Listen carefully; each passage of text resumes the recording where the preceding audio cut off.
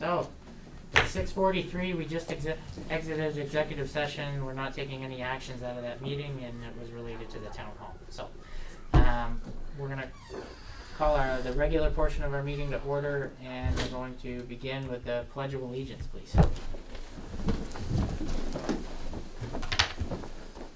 Pledge allegiance to the flag of the United States of America and to the republic for which it stands, one nation, under God, indivisible, with liberty and justice for all. Okay. Thank you for everybody online joining us tonight. We're going to kick off. We don't have any agenda amendments. We don't have, excuse me? We don't have to amend the agenda for any reason. Oh, I thought you said about minutes. I do not believe so. Perfect. Okay, so let's move right on to agenda item 3, the warrants. Aaron has our payroll warrants, and we'll move on to Jonathan with the general fund. Yep, we've got 2 payroll warrants here, one dated May 7th, 2021, the other May 14th, 2021, for week 19 and week 20 respectively, and respectively those amounts are for $19,915.34 and $21,690.63. Nothing stood out to me as being like there was any quarterly kind of payments. They seem pretty average, just regular pay. So, Yes. okay. Sure. So I'll make a motion that we approve these payroll warrants. Second. I'll second it. Jessica seconds it. Tie goes to Jessica. All in favor, please signify by saying aye. Aye. Perfect. Jonathan? I have the general fund warrants dated 5/14/2021, in the amount of $71,165.53. A couple items on there is a stone for Cohen Park, about $7,062. The other big invoice on there is for AmCare, I believe, $12,000. Did we pay that like annually, Carrie? We pay it order? monthly, actually. All that Yeah. Like Has it 140,000. changed? Has it changed since the business? I mean, it's based on our budget, but It changes about every fiscal year when they send us a request for funding, and that reflects that agreement at budget time. I can't remember if they went under new management. I think it was right around our budget time, but I don't think it was Correct, it was impacted. just after you Yeah. guys signed the bottom line. Yep. Yes. So we'll have to see what it looks like. Yep. And that number includes our portion of dispatch for EMT, because dispatch is split into EMT, fire, and police. Okay, and then some health insurance payments that add up to quite a chunk of money there, so that's pretty much where we get the 71,000. So I'll make a motion, we approve the general fund warrant in the amount of $71,165.53 dated 5/14/2021. Second? Okay, any questions? All in favor? Aye. We want to make a point on Cohen Park. We had about $6,000-7,000 worth of stone, but that was for the parking lot. The budget of $4,000 was only to include the courts, is my understanding. That is correct. Okay, so just to get that. Brendan, who seconded the motion? I can barely Aaron. hear, and I can hear a dog barking. Aaron, That was me. All right, thank you. please feel free to stop us if you can't hear us too. We always. I'm need a not sure, reminder. Jen, I'm supposed to hit a button on the screen to have our speaker system isn't working. It's the speaker on the television, which is probably why you can't hear us. Do you remember? Yeah, on that little round thing sitting on your desk, you just need to slide the button over. Fair enough. Well, we're working on that. I have the infrastructure development warrant for $1,230. It's a Ruggiano engineering invoice. It's related to Zoom meetings, and we've been drafting and redrafting cut and fill analysis. So I think this is a change order outside of his $7,500 bid. Is that right, Carrie? This was on top of his $7,500 contract, or is this a portion of it? This was on top of. Yeah, because we've been doing a lot of analyzing the site to try to get that lightweight fill analysis down, right. and Sam Ruggiano's drafting is... He held to his contract for the initial pre-development phase, but once we went into this phase... And we're talking $80 an hour on this bill too. It's a $1,230 bill, and that's the amount for the warrant. $80 an hour for a drafter is pretty darn competitive, so we just needed the service and we've gotta pay for it, so. Does anybody wanna make a motion to approve the infrastructure development warrant dated May 17th, 2021 for $1,230? So moved. Okay, all in favor? Aye. Okay, Jen, so I that was, didn't hear it, I didn't even So- hear you. I'm just gonna repeat it, Jen, into my microphone, so Jessica made the motion, Brian second, all in favor, none opposed. Can you hear me any better when I lean into this microphone? Are the microphones working? Yes, Okay, fair enough. We have a full park right now. There's 2 softball games going, and there's a little bit of noise from folks walking their dogs is all. But we also have to keep the windows open or we'd burn ourselves out of here. So I have the industrial park warrant. It's another $3,000 one. We regressed a little bit, but we're working on it. It's for $3,187.34. It's our normal GMP bills for the sewage pump and road signs, road lights. You can't make this stuff up. $632.34 for GMP, so that would have been our normal warrant. We've got a Dromac invoice for $2,555 related to having some stuff pumped out. So you may recall our last meeting, Alan and John had to leave in a hurry for an emergency. And you may also recall we spent a year working with the park tenants to replace the sewer pumps. And we, the committee that worked on that, namely Alan, Anna, Carrie, and the tenants, and our engineer, picked a pump system that was literally designed by rocket scientists. And it's a propulsion pump that has working blades on the inside that cuts up any fats that may have worked through the processing plants from Ben and Jerry's and Barry Calabo. They're pretty hard users on the system, just out of the nature of the work they do. And we had one pump go down weeks ago. It was sent out under warranty for a repair. Alan said it's a bushing. It's a little bushing that should have been built out of a harder material, but it wore out a little over time and turned the thing off its axis. And of course, our last meeting, the second pump went down, and Alan and John ran there as fast as they could, and a team of people responded, and we were able to get a replacement pump, a temporary pump in place to keep the system online. But when Alan and John were there, they were told that if Ben and Jerry's alone had to shut down, it would cost them $5,000 a minute. So we avoided a near disaster. I know in previous meetings in a former life, select board members have said, the Department of Public Works doesn't have water and sewer infrastructure to maintain. Well, they sure as hell do, and they did their job. And we avoided a disaster that would have wound us up on national television if we hadn't caught it in time. So, good job, guys. We're expecting the pumps back. I think the pump manufacturer actually recalled every pump in their batch. They had another one in the St. Louis area that went down for a similar reason. So it's not just us, but so we do have a $2,555 invoice from Dromac, and just a reminder, this whole $3,187.34 is going to be billed back to the park tenants. This is just a pass-through checkbook. So if someone would like to make a motion to approve the industrial park warrant dated May 17, 2021 for $3,187.34. So moved. Second. Okay, all in favor? Aye. So Jen, that was Jonathan made the motion, Aaron second, all in favor, none opposed.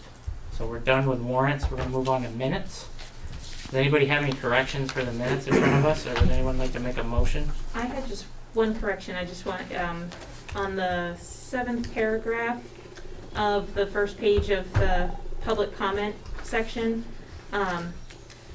there's a point where it says E. Creeley stated, but it wasn't my statement. I was just repeating the statement made by Jack Nickel, and then asking a question related to his statement. So it wasn't my assumption. It was his that he stated. Yeah. Yeah. Did you hear that okay, Jen? yeah, I think there was a comment that Aaron was reiterating that Jack Nickel said. Yep. Sorry Yeah. I didn't catch that earlier, but yes. Yep. Okay, Do you have a good handle on how we want to make an amendment to that, Jen? yeah, I think so. Okay, I can always listen to the recording too. perfect. Does anybody else have any other corrections? So, now, without having a paper copy in front of us to approve, do we wanna push this to the next meeting to adopt, or do we wanna make a motion to approve it as amended? I'd be comfortable making a motion to approve as amended, so I'll make that motion to approve the Monday, May 3rd minutes as amended. Second. All in favor? Aye. Perfect, so Jen, that was Aaron approving the minutes as amended, Jonathan second, all in favor, none opposed. Good catch, Aaron, because that's definitely right. Okay, so we're on to agenda item number 5, is public comment. Is anybody here on this Zoom call tonight that would like to make a public comment? You can show by raising your hand. Yes, I'm Dave Schofield, Okay, Dave, and go ahead. I'm here to talk about the new bike and pedestrian plan. And do you want me to talk about my concerns now, or do you want me to wait until you get to that section? Let's wait until we get to agenda item 8. It is on our agenda item tonight, the bicycle and pedestrian master plan update. And we'll give you an opportunity to make a 3-minute public comment under that agenda item while we're having that conversation. Is anybody here that would like to make it just a general public comment, not related to anything on the agenda? Okay, hearing no one, we'll move on to agenda item number 6, which is a park rental fee waiver. So we have the St. Albans Educational Center. It's a St. Albans Town Educational Center. Yeah, there's a typo there. Yeah, just a little one. And it's a summer camp program. It's about, 60 kids for weekdays in the month of July. Yes, It would normally cost $4,000. What are we proposing? $2,000? that is correct. So we're asking to give a $2,000 deduction in what it would cost to the school system, and we directed the school system to plan to pay the full amount next year, just because we operate on a budget less than 10% the size of the school district, and if they can't find it, then I mean, to be fair, they're hoping this is successful and they want to Yeah. do it again. There's no guarantee, so we're hoping parents sign up. I think they're having a little challenge getting people to sign up for the program, which could be, I think, wildly popular. But We're signing. yeah, so we're hoping. I want to also give them a commercial that we're hoping parents consider sending their kids here in those age groups. Mm-hmm. it's 5th and 6th, right? I think I it's think it's Through like middle Yeah. school. yep, through 5 through 8. And Yeah, I mean, the 5 Great. staff members that are listed are all excellent, so. So, would anybody like to make a motion to, I think it has to be in the sense of authorizing the manager to reduce the fee from $4,000 to $2,000. Yes. I'll make a motion to authorize the manager to reduce the fee from $4,000 to $2,000 for SATEC summer camp program. You have a second? Yep, second. Okay, any discussion? Okay, and we're gonna run through the gambit of making sure everybody's got appropriate insurances and that we're held harmless in case anything happens, but that's a separate discussion, obviously. I know the board likes to know that we're doing our homework there, but all in favor, please signify by saying aye. Aye. Okay, and this next one is essentially for me. I literally filled out the application. It's an annual event that the museum likes to do to, it's basically a barbecue for our volunteers, our docents, and everybody on the collections committee that keeps the place alive. It would normally be a $200 fee to rent Cohen Park on the date and time. It's a Thursday afternoon, from 4:30 to 7:30.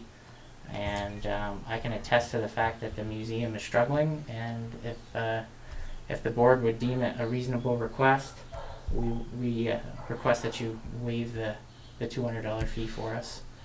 And we also point out, and I'm speaking as co-president of the St. Albans Historical Society, that the SATEC program very well may have been spawned by our lake lessons program with Alex Lenning and everybody. We got a lot of youth down there, and I think the age group that we worked with is actually in middle school now. So maybe some of them will want to return to the lake to relive the awesome time they had at the St. Albans Museum lake lessons. But so other than that, I'll recuse myself. If anybody wants to make a motion, great. If not, try again next time. So I think the tricky part is just if you do it for one group, you have to do it for all you do of it them. for everybody. When was the last time? We did it at Cohen Park for NMC for their employee appreciation event. I think the only reason we did it was because it was for their employees and their children. Didn't we waive their fee as part of that? I think we did, but after we had changed the policy, we were doing it a lot, it seemed a lot less often, but that's kind of why, I mean, I guess I reread the policy, the authority to waive them, but I prefer to not do that regularly because a lot of our customers are nonprofits, Fair enough. if not most of them. Historical Society is a worthy cause. I don't want to lead you in either direction, but yeah, we have done that in the past. It's just the exception, not a rule. Mm-hmm. I guess I can say if we decide not to do it, I'll add all of your phone numbers to our membership drive, and that'll be how we make up for it. So- Half? Would you consider half? at that point, I might as well just pay the fee. I mean, I'm good. I don't know. So if we want that to be the logic, I really don't look forward to going back to our board saying I couldn't get a $200 fee out of town, but I do appreciate and understand, and I kind of admire the logic actually. So no problem with saying no on that one. I would do half. We'll do half, make it 100 instead of 200. Yeah, I would do half of that. Make the motion. Yeah. I'll make a motion that, we charge, what was it there? Oh, it's, I didn't. St Albans Historical Museum, $100 to have their volunteer event in the park. So 100 instead of 200. 100 instead of 200. Okay. I'll Anybody? second it. Thank you, Ryan. All in favor? Aye. Aye. Aye. Thank you all for your $100 donation to Sam. That's like 0.1% of all the money we have right there is $100. We appreciate it. So, we're on to agenda item 7, the stormwater equivalent residential unit fee. I think we have some good news to hear. So, Carrie, are we leading off with Corey or Emily? I think I'm gonna let Corey lead off. I don't know if you might have. Yeah, Change. can Jen, can you hear me? Oh, maybe not. Yeah, I can hear you great. Okay, I can project, so I have a microphone and I'll still make it work. Emily can certainly go into the details on the budget, but I alluded before Emily started, when you guys passed the stormwater utility ordinance, you did it based on a $65 fee. The budget needed some work and things that we need to do. We also missed a significant chunk of impervious surface from the analysis that we did with Stantec that we'd bill for, like the state of Vermont, for roads and state parks and the prison. So first thing Emily did when she came on board was to update all the impervious analysis and get a good feel on it for the town. We also built things that weren't considered in the other budget, so the budget looks a little more expensive than what you guys had planned when you did the utility, but the rate is actually we're coming in with a proposal of $50 per ERU, so the average homeowner will pay $50, not $65. So it's lower. Each person, it's still the $3,500 or 3,500 square foot ERU. A couple of the pieces just to highlight. We are not billing private roads in the first year, just because the time level to even get the utility launched is pretty accelerated. Emily can tell you Shelburne started a year before us and is just to the point where we are. This whole process has taken them 2. We've effectively done it in about 6 or 7 months. So private roads are still figuring out, but that allows for budget growth in the future. So when we say this rate for $50, we're comfortable with this for a number of years. So we won't be coming back, next year for a rate increase. It also pays back currently, because Emily started, we're borrowing money to pay Emily and, put this nice cubicle up for her and do all that. That pays the town back in whole within that first year in the budget. So that's a point there. So that money, the town we're borrowing it, but it'll go right back to the town.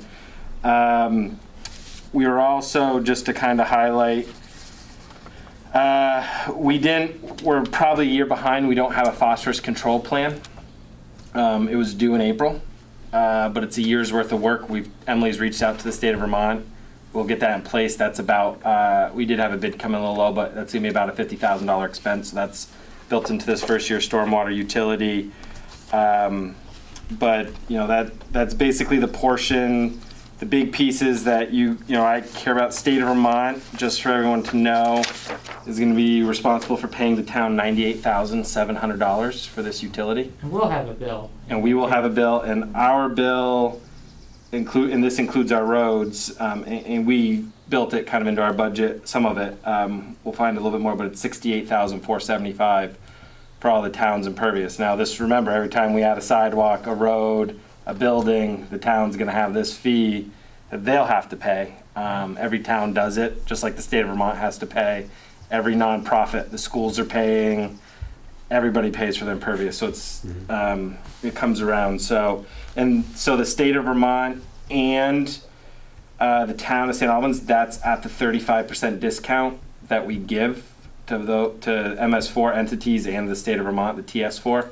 And that's built into the credit manual that you guys passed. So that's not, they're not gonna get a credit on top of that. That's the credited price for both the town and the state. Other than that, the budget's in your packets. I'll turn over to Emily if she wants to cover any other pieces there. Or we included 2 sample years so you can see how the budget kind of changes. The first year is still really a startup, getting things rolling, but happy to turn it over to Emily. Our overall goal when we were building it was to attempt to not change that ERU rate for at least 2 years, just to let people get comfortable with it. And the initial actual count of ERUs is significantly lower than what we have in the town. So we calculated this on 10,500 and change. And right now, the more accurate number is just over 12,000. And part of that is with the private roads. Part of it, there's a few parcels that we haven't straightened out yet, that we have some grand list work to do to figure out where it needs to get billed to. And so none of those are accounted for in this initial budget for this coming year. And some of those could easily get sorted out sooner than FY23, so that would add even more ERUs paying in. Good enough. So, Corey, I just had a point to make. I've had some residents ask, why a utility versus just paying it on the property tax? And Corey just touched on the fact that the school districts, the hospitals, but what does that mean for the average resident that we made that decision? 5 cents on our tax rate is about the equivalent to the amount of money we're raising. It's about a $500,000 budget, and to raise that money through our property tax, it's 5 cent rate hike. 5 cents on a $375,000 house, which is roughly the average house selling price in the town, is $175. So we've spread that cost around so significantly that we've more than cut it by 2/3 to the average taxpayer. And this ERU of $50 and the budget in front of us better funds our mission than what we had originally approved several months ago. And I think it's indicative of the professional staff that we brought on to help lead us to this point. I just want to ask a question, just so I understand. So is it based on the property value, or is it based on the amount of impervious Square surface that they footage have? of impervious surface. So what we did is we did an analysis of single-family homes. It was prior to I was on staff, but the town hired Stantec for about $10,000 to do an analysis of homes, and we found that I think it's the median single-family home in the town has 3,500 square feet of impervious. So we set ERU, which is an equivalent, I don't know the exact term, but resident total unit, divided by, at 3,500. So if that doesn't mean, so if you're a single family homeowner and you have 7,000 impervious, we're not billing you for 2 ERUs just because it's too time consuming to do every single family home. But if you're a commercial property, 4 units and above, or commercial property, you're billed $50 per $3,500 of impervious. Gotcha. We do give a credit program if you've already installed, any newer development already has stormwater infrastructure built in, so they can get credits for that to take off their bill. But basically, effectively, what we have to do is retrofit the town for 300 years, almost 300 years worth of economic development that never took this into account. This is a federal requirement. Bigger cities have been doing this for 40 years. It's just come down to towns our size. And this budget's built I mean, if you look at the capital expenses in the sample years 2 and 3, we're putting almost $300,000 into capital projects, because by 2032, is it 2032 or 2034, Emily? 2036 with the PCP plan. With the phosphorus control plan, but with the flow restoration, we've identified with the plan we did there at least about $3 million worth of projects. So we know we got 10 years. You know, and that doesn't include grant funding. There's going to be opportunity to go get grants. I wanted Emily to build it so that we could get on a cycle. If you think of the next thing we'll talk about, projects, you need the scoping, the design 1 year, the design the next year, the construction really year 3. So we're building a budget so that she can be scoping projects, designing projects. So 3-4 years from now, she should be constructing a project or 2, designing a project or 2 a year, and scoping out, 3 years down. So we have this constant stream of projects, and we'll be able to, get on that stream. And then a lot of maintenance. 10 years from now, we're not going to be building new projects. We're going to be maintaining the projects we do have to build. So it will flow in time. Emily's been a great addition, and I think this is the most significant investment outside of the state of Vermont and federal government in water quality in Franklin County. I mean, it's 4 times what Friends of Northern Lake Champlain spend a year. It's 4 times what the city of St. Albans spends. So our ERU When we talk about cleaning up St. Albans Bay, this is the investment in cleaning it. We talk stormwater utility. It's really water quality. I mean, this is phosphorus. This is stormwater. If we want a clean bay and a clean Lake Champlain, this is the work we have to do. Corey, can we touch on that again? So we got hammered. I don't know if everybody else did, but I got hammered over the fact that the city's ERU rate was $30 or $35, and ours was slated to be $65. But for $50, we're $15 more in the city, and we're spending how much more money on projects? Not on projects. Budget total. Their total budget's about $150,000, $160,000. So almost 4 times once we fully get ramped up. Okay. So these systems, it's more than just collecting the runoff. It's like doing some filtration of the phosphorus. Emily can explain the engineering to you. I can't. But you end up with a clean product by Yeah. the time it gets to the bay.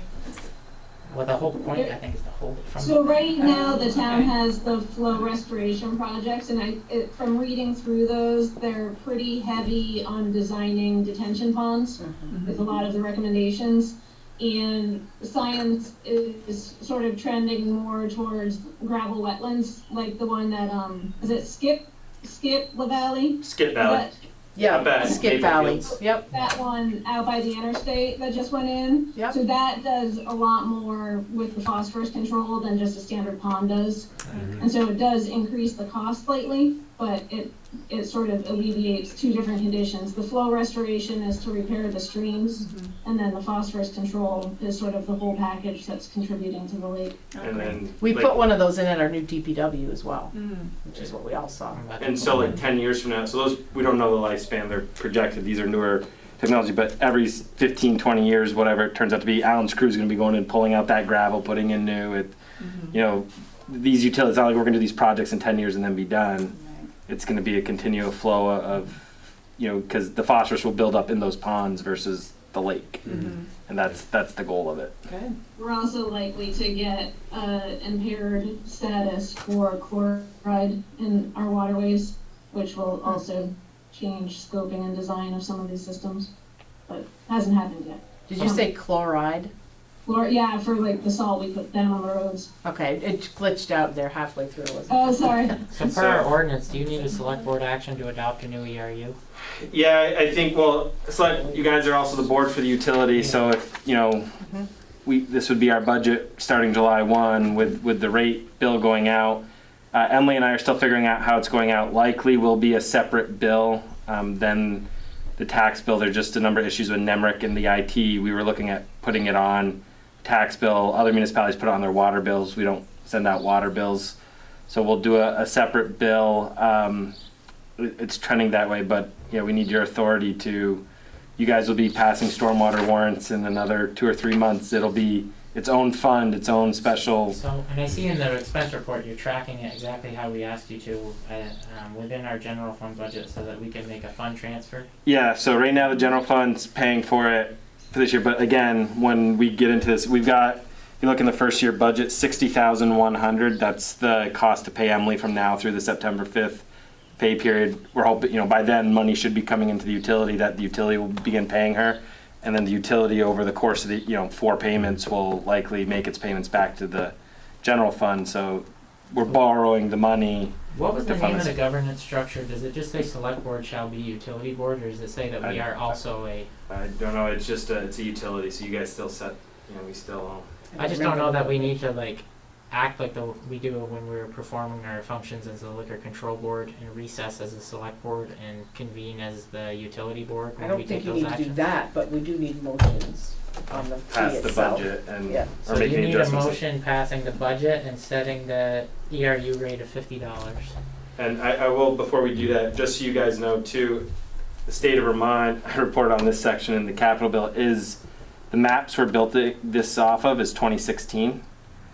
The state of Vermont is paying every 5-6 years. We do a $250,000 flyover the state of Vermont to update our GIS software, and the state of Vermont's doing one this fall when the leaves are gone. So that data will be available in 2 or 3 years. So this 12,000 ERUs plus growth, we might find out in 2 or 3 years it's 15,000 ERUs, and at that point we'll be back to you to readjust based on just new data every 5 to 6 years. Even if you can keep it at $50 for a 10-year stretch, and with inflation, that's going to be worth $35. And then We'll see. we'll effectively be charging the same dollar per dollar as the city and accomplishing 4 times as much. But that's just a side note. So we need a motion to pass the proposed budget and to set the ERU rate at $50. Would anybody like to make that cumulative motion? I'll make a motion that we approve the budget before us and set the ERU to $50. I'll second it. Right. All in favor, please signify by saying aye. Aye. Okay, so Great. Jen, And that who seconded that? that was Jessica. That was Jessica. Jessica that seconded it, and it was all in favor. Thank you. So I will say, when we passed that ordinance, I said I wanted 3 things addressed, and all 3 were addressed, and now we're here and we're in good shape. So manager, operations director, stormwater coordinator, excellent job getting us here. And we're gonna be ready to roll for July 1. Time to start cleaning up the bay. Yeah. So, awesome. Can I ask a question about this program? Absolutely. Yes, go ahead, Dave. Our development has a stormwater permit, so what is happening to those? So you'll still have to go through your regular annual reporting process and your 5-year renewal with the state of Vermont and pay those associated fees. Your homeowners association should be able to apply for a credit of up to so much percentage of your bill off of the utility bill through the utility we've been acting. So it won't count to the homeowner, but do you live on a private road, Dave? No, he lives No, up we're near in development, so as I Bill Lyons. understand it, Yeah. we have a relationship with the town because the town owns our road. Yep.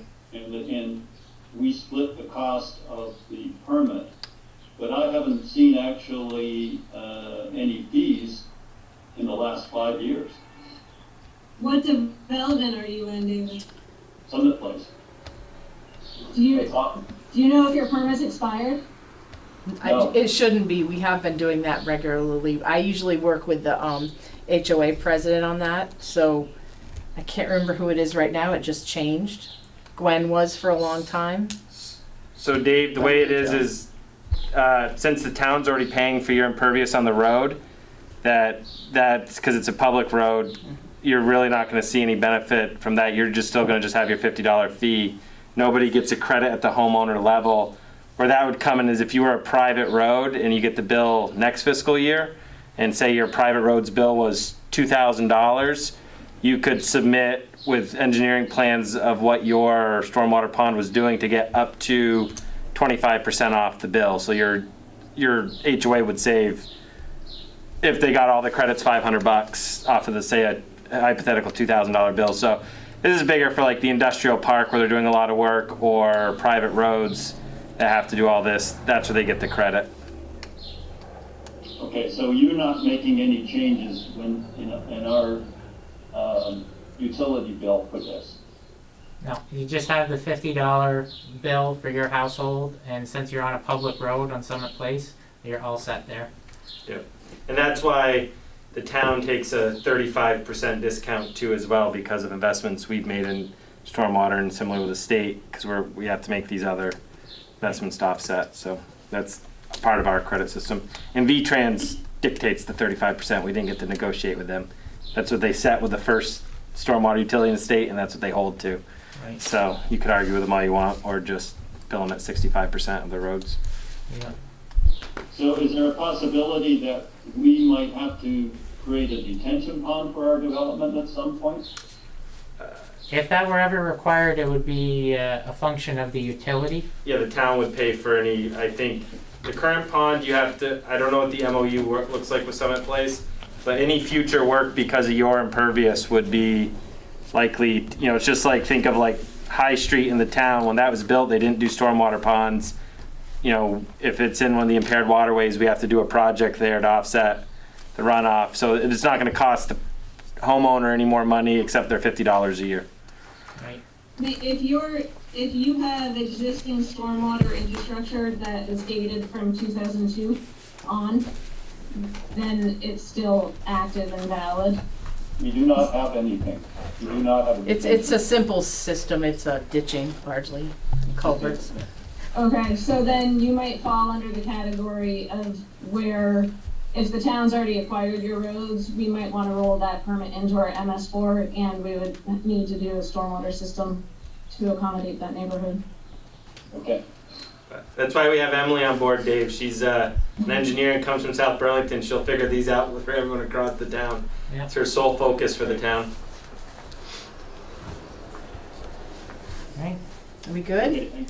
So we've made and passed our motions. Staff, we're all set. I believe so. Okay, anything to add, anybody? All right, seeing no hands fly up, let's move on to agenda item 8, the bicycle and pedestrian master plan update. We'll turn that back over to our operations director to give an overview on what the planning commission's worked on and some decisions they've made. Then we'll open it up to questions from the board, and then we'll take public comments or questions.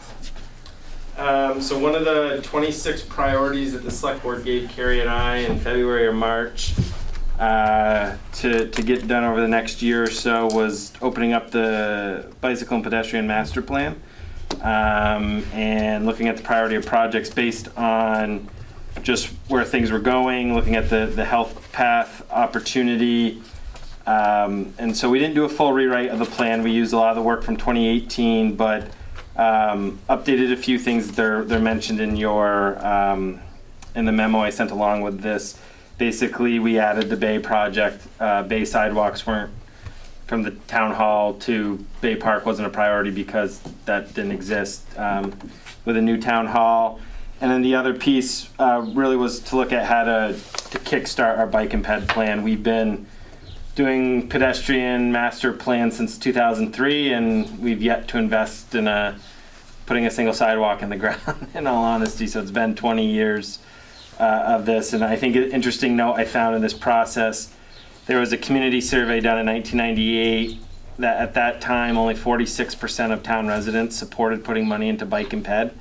When we redid the survey in 2018 of community input, 75.2% of town residents supported recreational paths.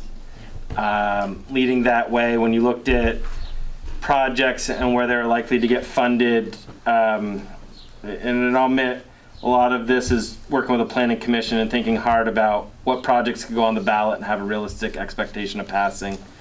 You know, they're all important. They all do safety, but effectively the big work was reprioritizing plans around a vision of connecting the Collins Pearly Sports Complex to the Missisquoi Valley Rail Trail. That was done for a number of reasons. We have landowners along the way who are eager to give easements for that project.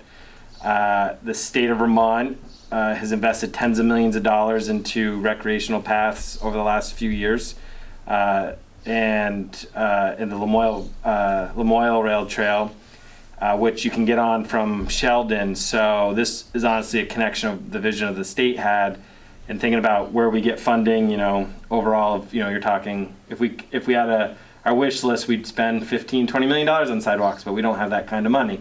So looking at where we could find other funding that also met a significant amount of the needs that was in the 2018 edition of the bike and ped plan, which getting across Sash has always been a priority of the select boards and the communities. Connecting to, when you think about connecting equitable access to resources, getting a way to connect folks from the south end of town to the north end of town, to including our hospital where we have 600 employees that, if they want to go for a walk, they can only walk down to the city. They can't, walk across, to the complex in a safe way. Getting kids from BFA to the complex, getting them from town school to the complex. As a kid that went to the complex every day after school, and you better hoped you caught the bus after or had a car. Even think about the 5 o'clock in the morning wheel runs our hockey team does. They're running through there with no sidewalks, and Brian's probably done a wheel run or two in his life. Only one or two. And so for those of you who don't know hockey, that's running from Duke's Fitness to the complex and back around, and that's a famous BFA hockey route.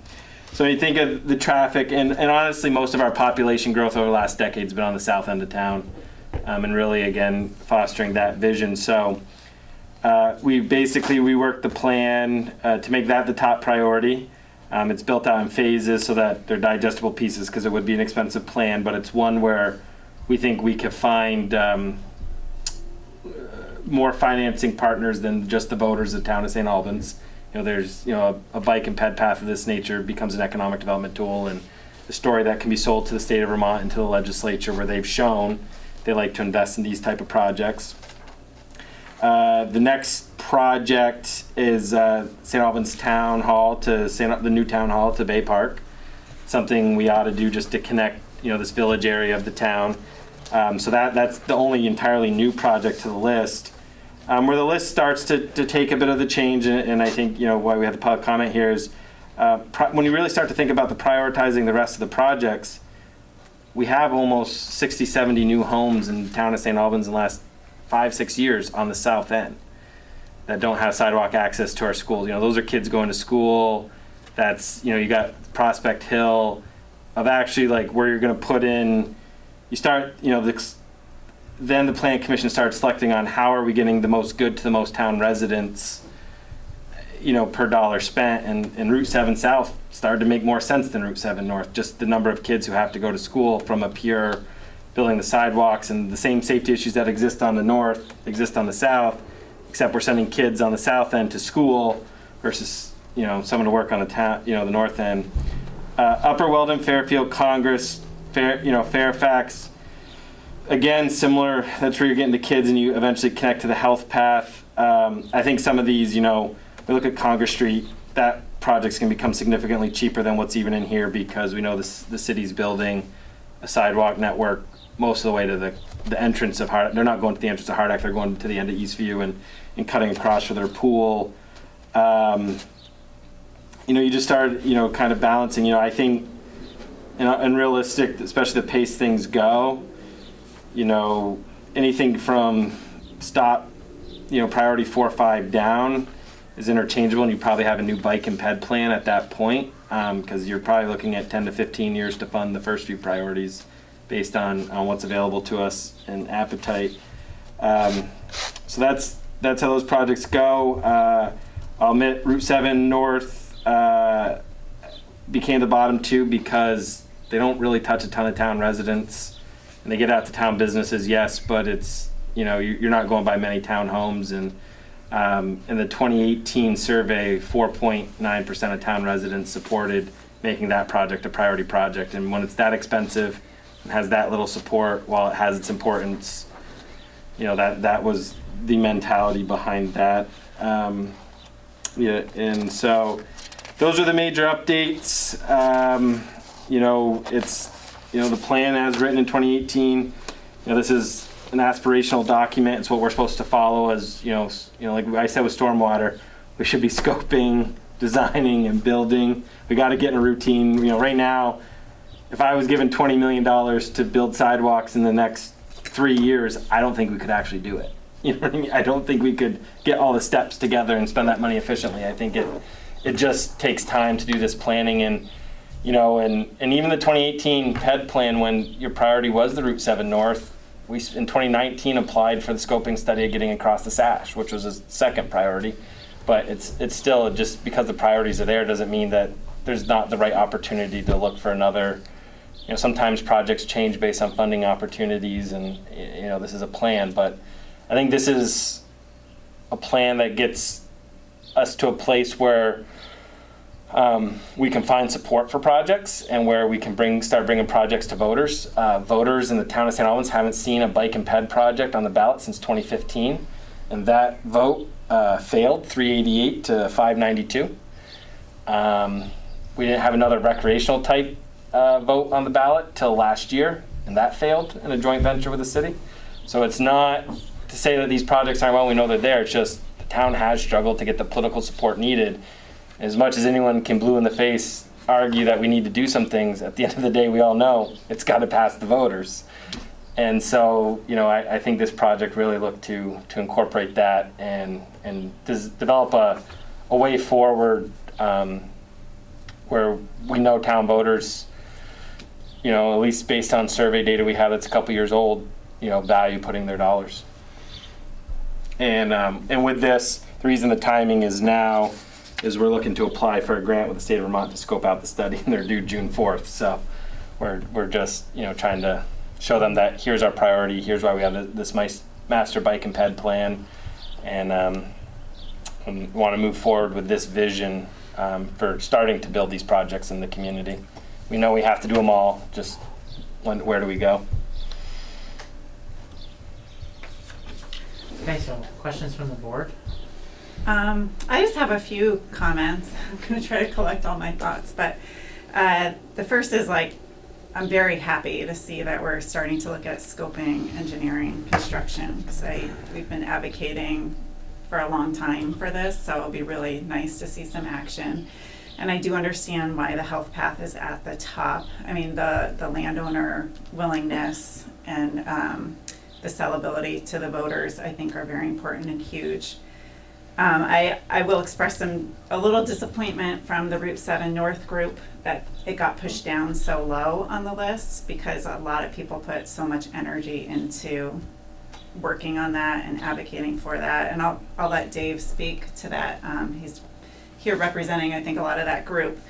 And I am wondering if it could go higher on the list, and if it wasn't like the whole Route 7 project, if it could be a few crosswalks or, you know, something to facilitate people moving around up there. Yeah, so the emails I saw go back to, we haven't really addressed crosswalks as part of the bike and ped plan at all. I don't know if, I think that's nothing, any iteration of the plan has really considered outside of SASH is the only cross, you know, getting across a major road we've talked about. But I think, you know, I think as a separate project, you know, working with those are V-Trans roads. So I just know certain roads are tough to get across, like V-Trans. I think in my legislative role, we've been working with them to try to get across even 104 by the complex, and it's been, you know, it was difficult. It was difficult to get the crosswalks down here. So I think it's something the staff could work on, but I don't know if necessarily it's a funding issue or town issue to get crosswalks up at that end of town. That would be a V-Trans issue, and if they, you know, especially with their proposed plans in a few years. You know, that being said, I know, you know, the push for Route 7 North is when it's getting paved, but I don't even know if we could get construction ready by that summer. Just where our infrastructure is on that project. Yeah, I am wondering, like, the deadline is so close, so definitely, my opinion, apply for the scoping. We don't want to miss another funding round. But I do think the walk bike group could be a really good community partner in all this when it comes to getting the word out and communicating with the public. And I think when it comes to future walk bike projects, they'd be a good group to just pull in, because some of them have been at it before I was even working for RISE. I mean, they've been around over 10 years and are really connected to that world and have a lot of information. So I think anytime we can bring the community in, you know, they'll end up being our biggest cheerleaders in the end if we do it right. I think too, you know, my piece that is, we still have to look at projects too. I know we're a joint community with the city and the town, where the projects have to be seen from the benefiting the town as they're going in, and that's the issue, you know, on that one too. I think that's Well, it could we be a do little have city subgroup. residents pushing a project that probably benefits them more than the town, and that's just, Well, it's taking a creative approach to the Route 7 project too. I mean, Jessica and I had a good conversation last week about potentially partnering with the state to utilize the rail trail as potentially a route for the next 10 years until this priority is a little higher up. We know that there's some Act 250 required pedestrian infrastructure in Franklin Park West. Can we partner with Pat Malone to be able to bring that Franklin Park West, Missisquoi Valley Rail Trail crossing all the way down into the Route 7 corridor, and to essentially get people totally out of the state right-of-way from essentially Maple City Diner all the way to behind People's Trust Company. And could we then utilize maybe some shared investments into the rail trail, such as like pavement for that first section, maybe some kind of motion lighting, and then could we, maybe use that investment, that minuscule investment compared to what it would cost to put sidewalks in that whole corridor, to convince the state as part of their repaving program to implement some pedestrian crosswalks. I think you've got an opportunity to think outside the box and accomplish those crosswalks in that repaving schedule, but there is no way, even if this was priority 1, to get the easements in place. If you remember, we had a packed house for the first meeting we had to discuss the results of the scoping study that we did with a grant that we applied for and received with the city. Ned and Chick worked very hard along with the volunteers from the Route 7 group. And the primary concern from the audience was from business owners, namely Hungerford Plaza, the St. Albans Messenger, the Duke's Fitness Center, that they would lose parking as part of that plan.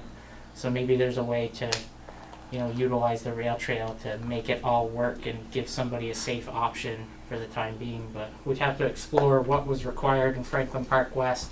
We own that road now up to that point. So if we decided we wanted to put in a pedestrian path, within our own right-of-way, that's within our rights without having to ask anybody for any easements.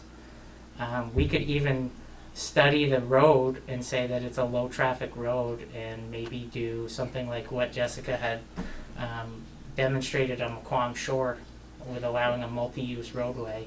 I don't know how that would work with the commercial use in Franklin Park West, but there's a lot of different things we can do to help solve the safety concerns behind Route 7 that wouldn't result with having to build this whole project out immediately.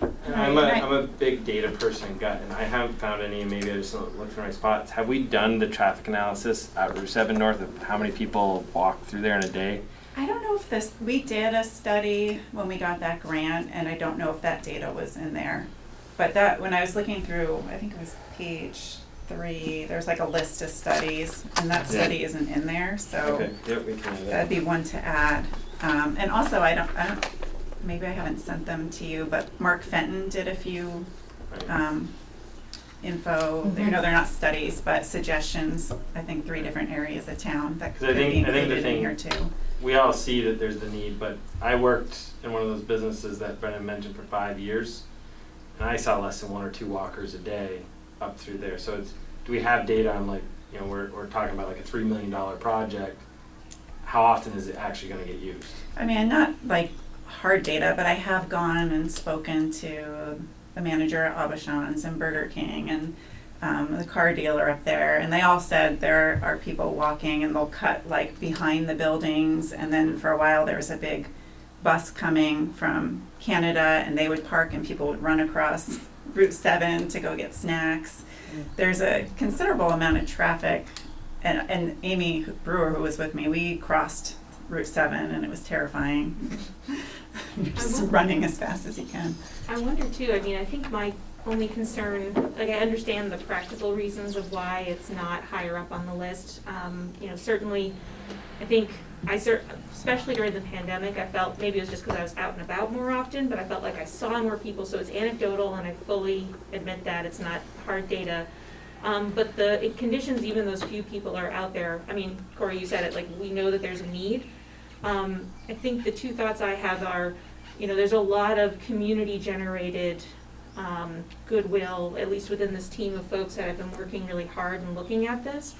With the funding that might be coming out over the next year or two, federally, or perhaps by the state as well, I think that, you know, even though we're not at a place where we have shovel-ready ideas yet, I think we would disadvantage ourselves if we didn't even if we could put in like a special statement about Route 7 North in the bike and ped plan and just call it out.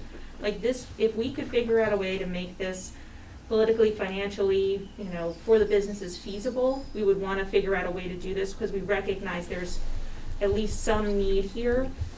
Whether that need is met with a bike and ped infrastructure development, whether it's through a multi-use path, maybe it's a combination also with working with Green Mountain Transit around doing increased bus service through there. We had the presentation from the woman from Green Mountain Transit about the Uber-like system that Montpelier is doing. You know, I'm guessing that folks don't want to go for a walk on slushy conditions on Route 7. It's a necessity.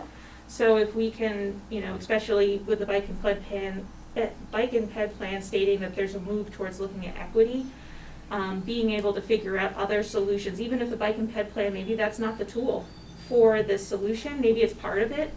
But I do feel like if we can have some sort of statement, perhaps that just calls attention to the fact that there seems like there may be a need there, more studies would have to happen, but based on where we are in the town and where residents are and where our residents may be coming from, maybe logistically it's not at the right spot, but we would want to, maybe there's a statement, I don't know, I think the select board would have to think about how we would want to say this, but just if we were willing to make a statement saying that should the opportunity come up with the city, with other community partners, with the right funding, that we would be interested in exploring this over the decades-long work. Like we would take on that work of understanding what would need to happen if, you know, if there was other people out there and if they saw that we had it documented that yes, we would do this if other people came to the table.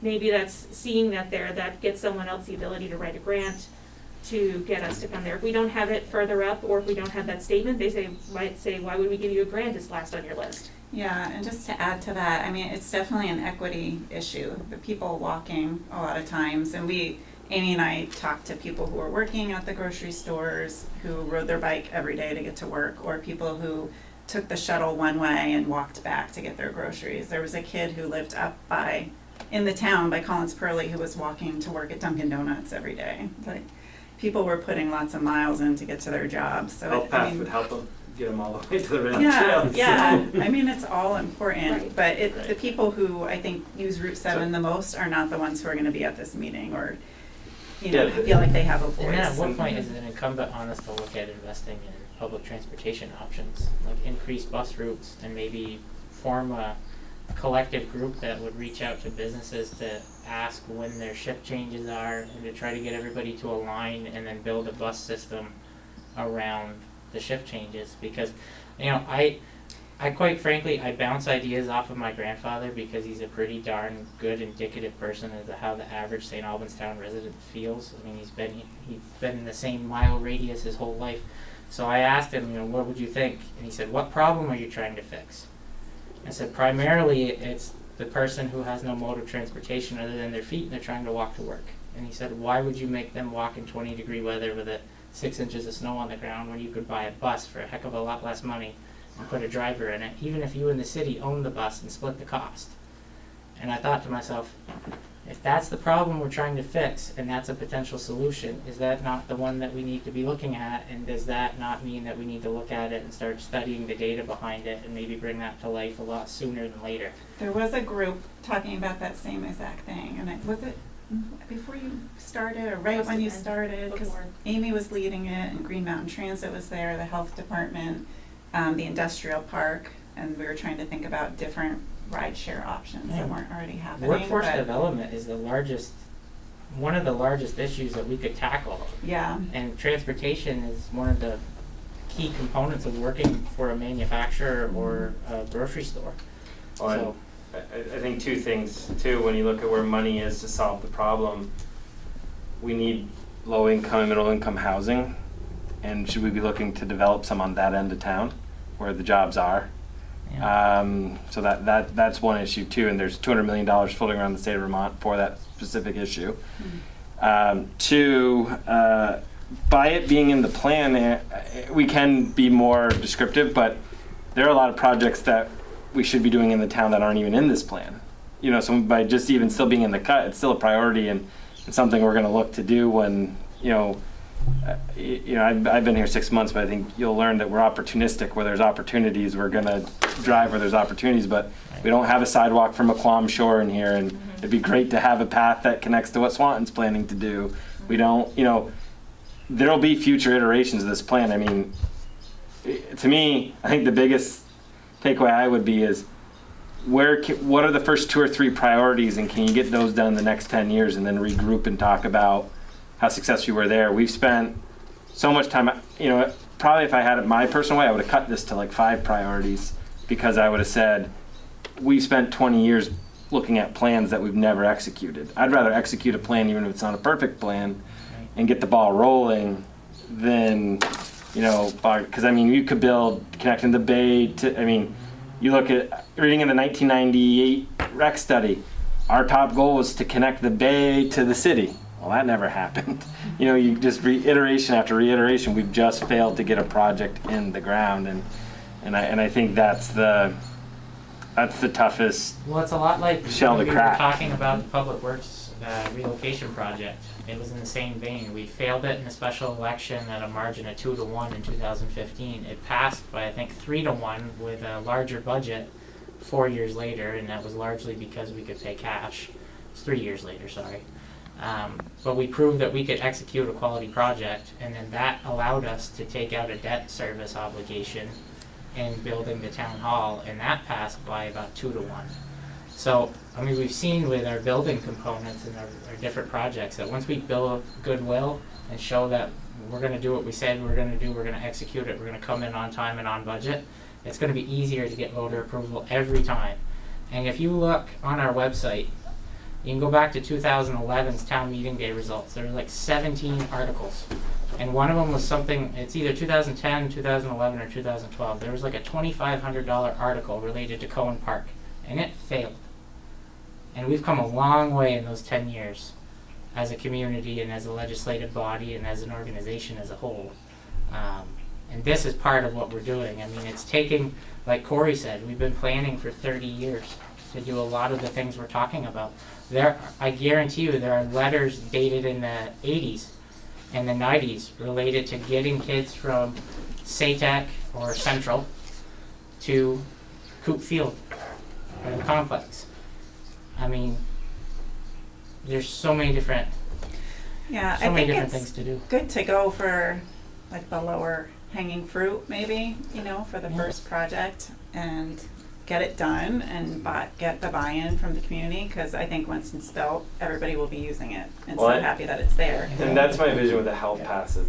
I think the voters, if you see that you're building, to me, the spinal cord, and then everything else becomes a connector project really to that spinal cord and then into the city, and it connects.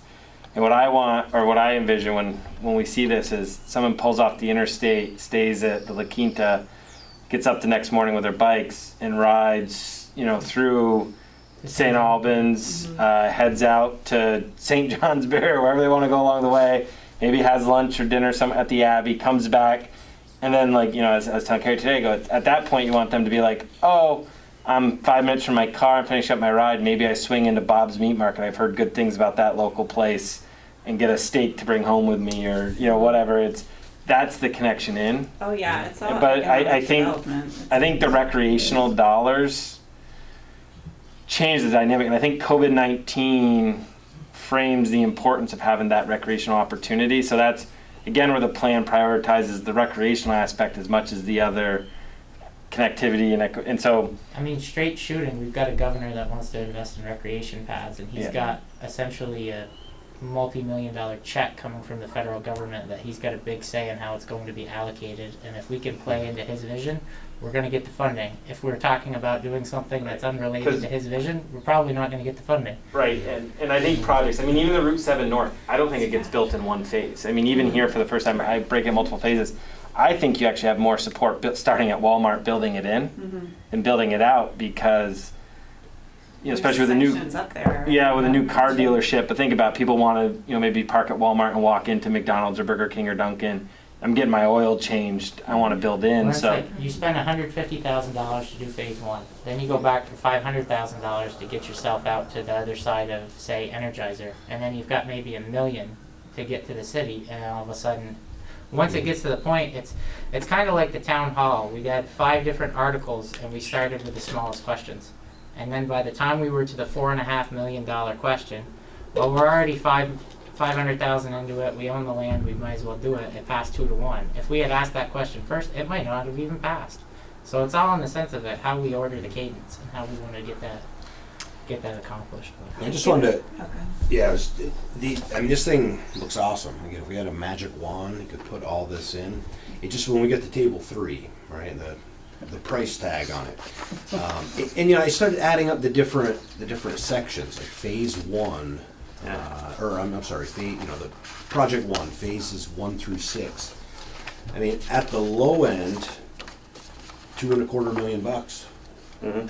Awesome. You know, high end though, 6.5. The whole thing, everything all together, I looked at it, I mean, 6.1 million. If you get all this for 6.1 million, that would be unbelievable. High end's 18. So my question's more just in, this is probably, I'm assuming, where scoping projects go, right? All that, but I mean, how do we go about figuring out how much these would actually cost? So you I mean, pay for. I mean, because you got the one, right? The one that's the crossing. Yeah. That one's within 20,000, right? So we've got an idea on that one. And I mean, I don't know what that costs, you know. And that's how that actually really lower. relates, but We got a scoping study back from that one. If we crossed at midpoint at Thorpe Avenue, we're doing that for about 400,000. But then you got the connections up. That's an older study. So these numbers are based off of is linear feet, and then a VTrans has a study at the low end. It's this amount per linear foot. The high end, it's this amount. And I put the high end amounts for a 10-foot wide path and then a regular sidewalk. I think we're going to be closer to the high end, as you guys just had a conversation about construction costs. Things are going to be at the high end. Obviously, there are things we can do. We've been collecting millings from the city and the town when we do our roads, and that's base material for potential projects. But yeah, this is just looking at high end. We're building this many feet. And the reason that's, you know, we broke it in phases is, I mean, if you look at one, we've never put a budget for bike and ped. So one would have to figure out what we wanted to invest there, but you do the scoping with the state and then you go back for construction plans, and that's kind of when you get the idea. And then you also find out there might be things we can do that make sense. Like, you know, if you look at behind Hill Farm Estates, there's Green Mountain Power's right there, and you follow their easement and help them with a road up through there. You know, part of this is going straight across NMC, but does NMC let us cut through their parking lot and not actually have to build an infrastructure, you know, for that section? You know, those are the things that get scoped out, and how do we, you know, I'm building sidewalk through just because it's just a linear measurement, that cost includes going across the park and ride. Well, maybe you just paint through the park and ride. You know, you start to deduct costs that way and you get real dialed in. This is just, in any kind of initial planning, what's the low end, what's the high end, and VTrans puts out a study every 4 or 5 years of various projects that are similar to these ones and how much they cost. I mean, I almost fell out of my chair. I never looked at building a sidewalk, just even a basic sidewalk, at $187 a foot. That, for me, it takes like a 2.5 foot stride. I'm like, that's a $500 step. You know what I mean? That's a good way of looking at it. And then it gets vetted out a little more when you design it, and then you get more accurate construction. And so these aren't numbers that go to voters. Like, I think the Sash crossing, like, we've got to plan it 400. You know, this 900,000 is a pretty elaborate getting across. There might be a plan that we decide of, well, gee, we're gonna actually just build a sidewalk. You know, this thing, you know, when you think about it, could go to the Sash from the complex, head down at Thorpe Avenue Extension, cross into Gricebrook, and then they're riding their bike up Gricebrook Road that's already done, and then out, and so we just might have shaved 300,000 off the it's they're preliminary numbers, but I think it is a conversation, because to build this plan, I don't have it added up right now, but it's a significant amount of money if you were to build the whole 13 priorities, like bigger investments than, you know, we put $500,000 into roads. We'd have to put more than that into a sidewalk, and then again, that still doesn't get us to McQuam Shore. That doesn't get us down from the bay. I think it's the conversation of where do we build these and why and how and what's the plan. So how do we go forward? Do we? I mean, I'm just get my head wrapped around. Are we essentially step one? Are we adopting this as our revised? For like the vision? third time, yes. Yeah. And then We've done next this we before. pick a project. Is that Well, He's generally forward? They're gonna, the town is going to apply for the first project for a Right. scoping study to the state. And those grants are usually, I think, a 20% match. Yeah. So that we would get 80% from the state to move forward. And then the next year, we Yes, apply for engineering, Right, and then right. the next year, And do so then construction. Years out. yeah, the piece of all this too is like Yeah. you need a scoping study, because they might come and say it's impossible to get all the way here. We can only build for some reason that we don't see. You know, you can only do it this way. You know, the last scoping study we did was to try to get vehicular access to Sash, and they effectively said you can't do that. Or, you know what I mean? And so that's a possibility too, and that's kind of before you get into it's just the process. And a lot of this is going to meter itself out too. We're going to do we'll implement a private roads program for private road redevelopment. The stormwater utility will take off on its own island. Department of Public Works is already operating fairly effectively, and when we get the sidewalk piece rolling, it's just going to be another function. And the priority listing too, if you think I'd be willing to bet that we're probably looking, because there are smaller projects, like probably doing the Bay Park to Town Hall just as a sidewalk.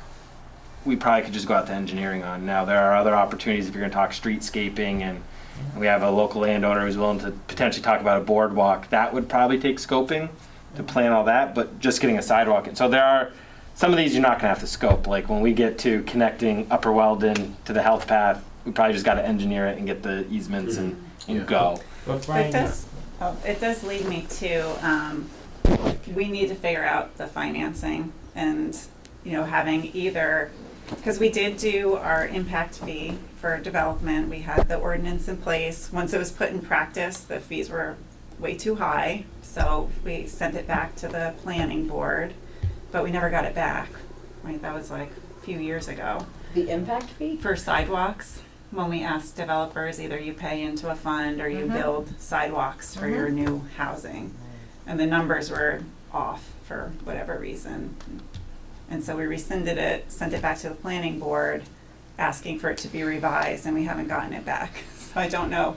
I think it was only Brendan and I, but I think at the time the vote was, like the whole select board was on board with investigating that. And so I wanted to see what the current select board thought, and then the other piece of that is if we didn't want to go that direction, then how is our capital, are we going to put our capital plan into place and start really setting aside money for sidewalks? I think our capital improvement plan, because at the time that the planning commission was in a place where the impact fee was not being considered, was looking at how does the capital improvement plan use the LOT funding to help move the sidewalk plan forward, and looking at the LOT, knowing that there was an opportunity for grants with the state.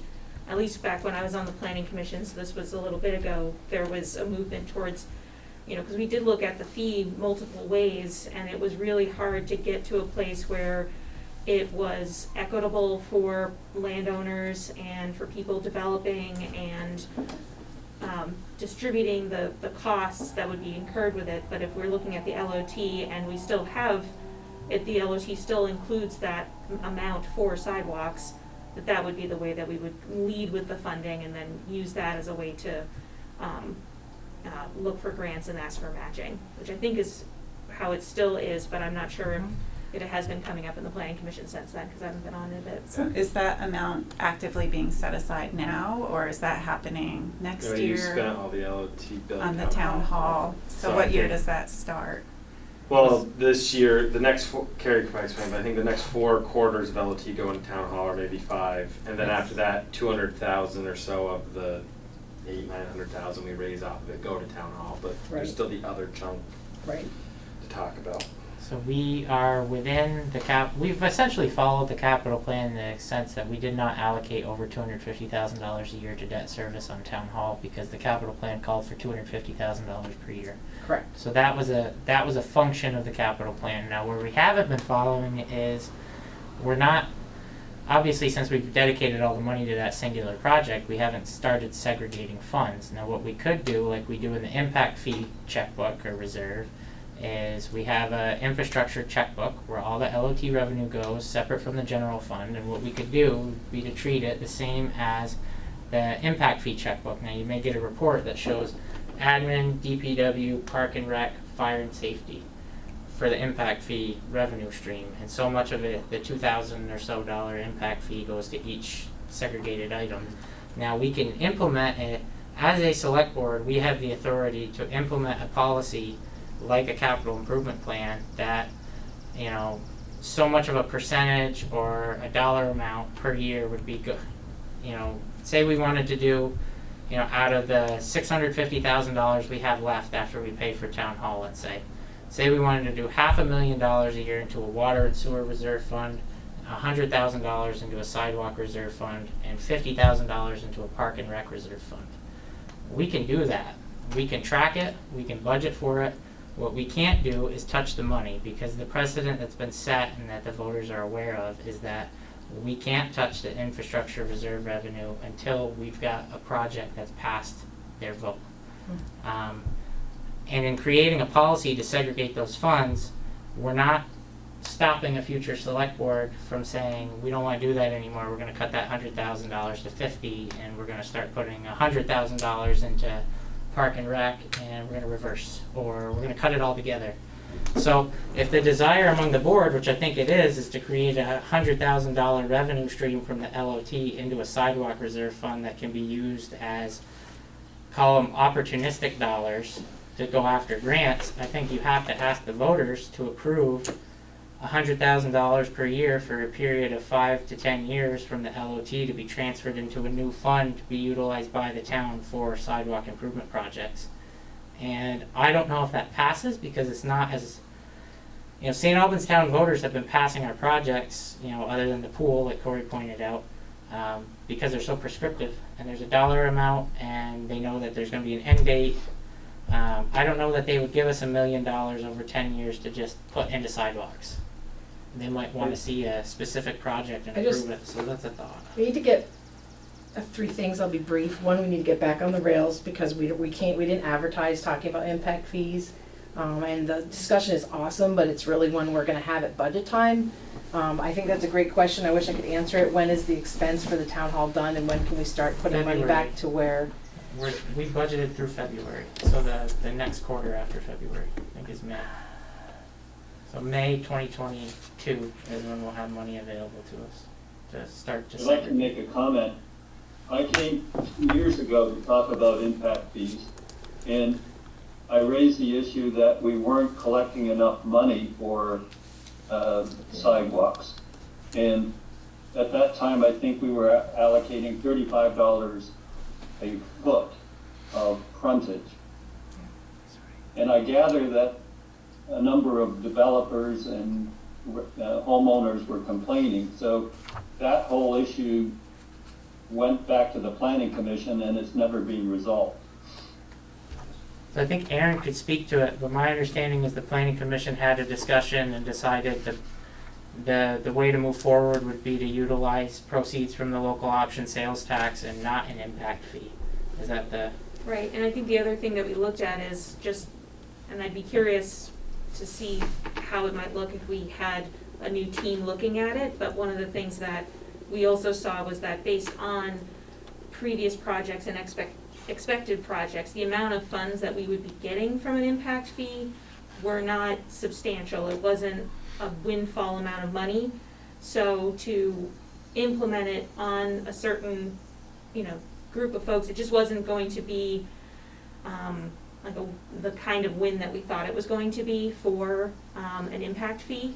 Doesn't mean that it's not worth considering again, but at the time, the planning commission did come back to the select board and say we would prefer that the select board consider using the impact or the LOT to do the funding. The select board did then say also, no, please go back and consider an impact fee, and that is where it got left. So there was this back and forth conversation, and that's where it got left off. So, and it did not come up. So that decision to have it go back to the planning commission after the planning commission made their recommendation was right around the same time, I think, or just slightly before the pandemic started, and then that kind of changed, and there were some other changes with the planning commission around that time too that impacted their ability to work on that. Yeah, and Right. For clarity, I just started staffing the planning commission at the end of November, so my frame of mind only goes back about 6 months now. So anything that prior that happened to that, we haven't worked on. But I just want to make sure we have the funding when Yeah. the time comes. well, and like I talked to Carrie today too, like it's not just the funding of projects, but it's like, what if we don't get the grant in 3 weeks to scope this? Then we're another year behind. We just don't have any money to get any of these projects. We can't pay for a scoping study out of pocket. Where we built the stormwater utility, whether Emily gets funding or not, she's going to be moving projects ahead. So you've got some pretty sharp minds to read Yeah. the St. Albans electorate, especially with Representative Tooth chairing the commission and then yourself staffing it. I guess I would say my personal preference would be to utilize the capital plan that we kind of let go to the wayside on the local option tax. Capture that $100,000 and figure out how we can do it in a way that allows us to spend it. I think your only way forward is to put some kind of an article before the voters that unrestricts a certain amount of money per year to be utilized towards sidewalks. Whether it's $50,000 and then we save another $50,000 into a restricted fund to be used on article projects, and then we get $50,000 per year to use on scoping studies and grant matches. I don't know. I think I would rather see the planning commission spend I think time we all thinking need to that read out. that plan again and figure out when, you just said if it's February, when that Well, we town would- hall's done and with that money's already there. I was really excited when the CIP was passed and we had a consistent, reliable source for all of these things, not just sidewalks, not But just again, all that was side. a planning document that allowed us to internally segregate It is a planning funds. document, but there's a reason we do these in order and at a certain time of the year. So maybe tonight, after we've been talking about this for 40 minutes, isn't the best time to make a decision on the budget. No, I'm just saying, maybe it's time for the planning commission to meet in their next couple of meetings to begin thinking about what we think the vehicle from the LOT into a sidewalk fund should look like. What do we do to, because again, that capital improvement plan, it's a great plan. It was well thought out. There were several iterations of it. We finally passed it, and then all that gives us the authority to do is to internally segregate funds within the existing infrastructure fund. It doesn't give us permission to touch any of it. So what are the current priorities of the planning commission, and can they to have the bandwidth to add this as what sounds like So- a priority this month? I don't know about this month, so we're working on build-out analysis. You have a bylaw update on the 26 things you guys want us to do. This was one of them. We still are working out things with the Vermont Land Trust. I mean, I think two options. So in this plan, so to connect it back to this plan, we left funding up to you guys because we realized that a number of things, we do have some institutional knowledge of planning commission that things we've thrown up to the select board have been shot back down. And so it kind of put it back in your lap. You guys are the policymakers and tell us which direction Well, we the need to important go. thing is the money's not going to be available to even consider until next year, and we're not going to be able to get an article before a voter before town meeting day. No, So this can be a long, well thought out discussion. So as long I as- think two things, and I guess where I want clarity from you guys. Would you prefer planning commission to re-examine the capital improvement plan and see if there's any updates to it, we're or gonna have set to it do back? that. Or do we want to, I could even think of us maybe doing a report of various funding mechanisms that other communities do to fund these projects. I think you do both. We can do both, because I think whether it's an impact fee, some towns do a penny for infrastructure. So they literally do a penny on the tax rate for infrastructure, and whatever that growth is in the Well, grand remember- list. They always Remember, do. we've got a 3-cent hike coming next year if we pass. I know, my job's to lay out options to you guys. You decide what to do with them. I just think what I hear is we need funding mechanisms. You haven't been satisfied what's been put in front of you, or Right. it hasn't been satisfactory enough to actually go into effect, into practice. So we just, Okay, Aaron. Well, I just what you said about looking at what other communities are doing, that was a request that the planning commission, when I was on it, kept asking for, and we didn't get. So I think that, you know, we had to make decisions based off of what we were willing and able to work with and have and put in front of us. So I think that was a key piece of information we didn't have, and I think we would benefit from it. So. Yeah, I bet you Sarah has some good ideas around that. And Yeah. I mean, I'd be happy to reach out to other towns too if you need help with that No, project. Sarah's a great resource, and she Yeah. hasn't been on planning commission for long, but, you know, when we talked about this, we felt for this iteration of the plan, it wasn't worth us trying to lay out the funding options. That was for you guys to give us more direction So where to go, so. you get this, say we get the scoping study, you need an amount of money. I'm looking at, in the town manager's budget, we've got, hardly any room, like, period. I was gonna say, I don't know where you're going with that, but You're not, it's pretty engineering tight. consulting is 7% over, and So we're next year. miscellaneous is gone. So if we get the scoping set, it'll be next fiscal year. Okay. So that's one, There you but go. Carrie has Okay. $25,000 budgeted for engineering, and there's another line item, I think, for consulting over there that we talked about today. And you have That would be something the in your local match for, I mean, for that piece. You know, we were looking at a scoping study of 60 to 75,000 for this project, so our chunk would be 15 to, you know, whatever that is. Start to think about it 12 when you, to when you 15,000. develop your internal. I mean, Well, you're one- a department leader of your own department, so. But I don't have a budget line. I item know, for but it. start thinking about whether or not you need Used to one. have a budget line. There used to be one. We Yeah, cut it it was because cut, yeah. the last person paid other people to study everything, and we never got anything done. So, if you want money to go actually accomplish something, Yeah. we can reverse that decision, but At budget time. at budget time. Because right now, out of the $25,000 I have Yeah, we in spent engineering 27. and consulting, if we approve this grant application, we're gonna need a match of $15,000. So now we're down to $10,000 in FY '22 that we can spend on engineering And we're consulting. gonna need some to do that if we're serious about trying to get a project on the ballot within the next 2 years for St. Correct. Albans Bay sidewalks. Yep. All that $10,000 is gone. Now, I hope one silver lining, and this is a hope and a prayer, is like we had $2 million drop in our lap for other projects. There's an infrastructure bill working its way through Congress now that maybe $2 million falls in our lap that we can spend on bike and ped, among other projects, but at least we can find some seed money there to move things forward. Because we really need something of that significant to make a dent. I mean, we can get scoping, study, and construction, we can get there, but Well, I think okay, so we're in good shape. We know that we've got money coming up to be able to fund and it sounds everything. like you want the planning commission over the summer Yeah. to look at the capital improvement plan as well as provide even a We 5 need or this 10 back. page study of what other communities are doing. We need that back in front of us no later than August. Okay. That'll give us September and October to meter it out, and we're making budget decisions in November now, so. That's, I mean, as long as the goal is to get the funding mechanism solidly in place, let's figure what that looks like. I mean, we don't have the money until this time next year anyway, so it's not, but, I mean, we're up against the 10-month clock with town meeting day, so. I do have just one other, Yeah. not to like belabor this discussion, but on the list of all the roadways, there's a few, you know, people have come and talked about McQuam Shore. There's also Georgia Shore, Hathaway Point. They all say you could do a 10-foot travel lanes with, some of them are 2, some are 4-foot paved shoulders and no sidewalk. How hard is that for us to do as a town to just pave the roads wider in the right of way that we have? So this whole piece is not, we didn't change, we only changed one of these and it was a typo change from the 2018 plan. I don't know what the costs are to those. I mean, let's talk about the significant investments we have made so far into this, because the town hasn't spent hardly any money on sidewalks or sidewalk infrastructure or pedestrian infrastructure, other than I think it was $16,000 for the crosswalk over by the Creamy Stand was what V-Trans charged us, and that was it up until I got elected. Since then, we put, I think it was $115,000 into upgrading a piece of equipment and buying a shoulder machine to be able to extend our stone shoulders to give folks more of an opportunity to get off the roadway if there's a large vehicle coming, and that was implemented on McQuam, and it worked fairly well.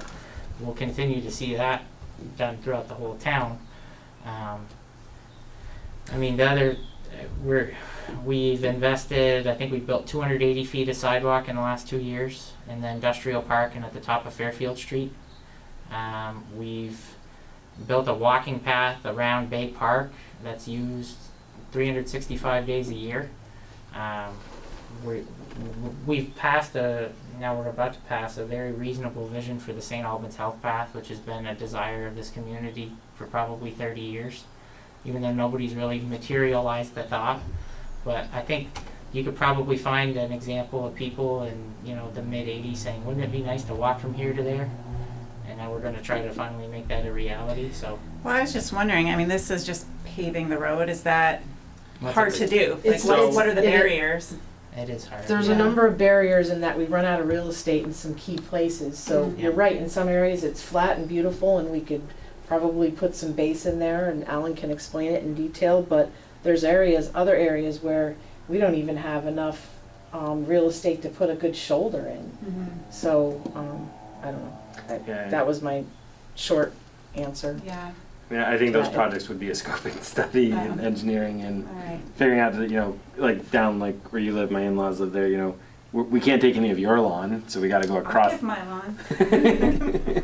But you know what I mean? I don't know if we can with your new lease I mean, but septic, but it's, you know what I mean? Like you got to think about those things and what side of the road it goes on and, Yeah. I I was just hoping it'd we- be like an easy. No, so one thing you guys have asked, so that 20, I keep referring to the 26 priorities, one of them is it's a later one, but to look at, kind of like a complete roads program or what something similar might look like, and that might be something we address there, and, what can we even do on that front, so. Yeah. And then All right. that $500,000 line for paving may fluctuate based on the complete roads priority list or whatever that ends up looking like. I mean, we're to a point now that Department of Public Works is crossed off the list. The town hall, by hopefully this time next year, will be crossed off the list. We'll have to find a use for this building. We'll try to turn the old garage property into a boat launch, but for all intents and purposes, we've essentially narrowed it down to the point where we can focus all of our staff time at a very high level on projects like this.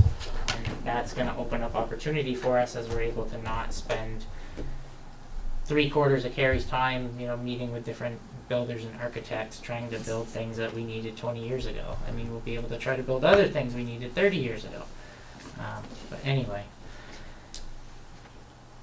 I don't know if Dave has. Dave, do you have any an closing comments before we move on? Well, I'd like to say something about the new plan, if I can. Yes, please, go ahead.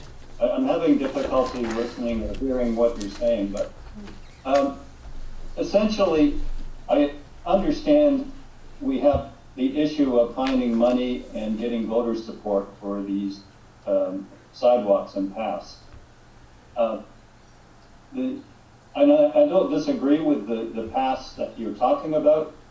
It's frustrating because I've been part of this group for over 2 years, looking at the Route 7 North plan. And the intent was to try and make it easier for people to travel what is probably the busiest road in the town.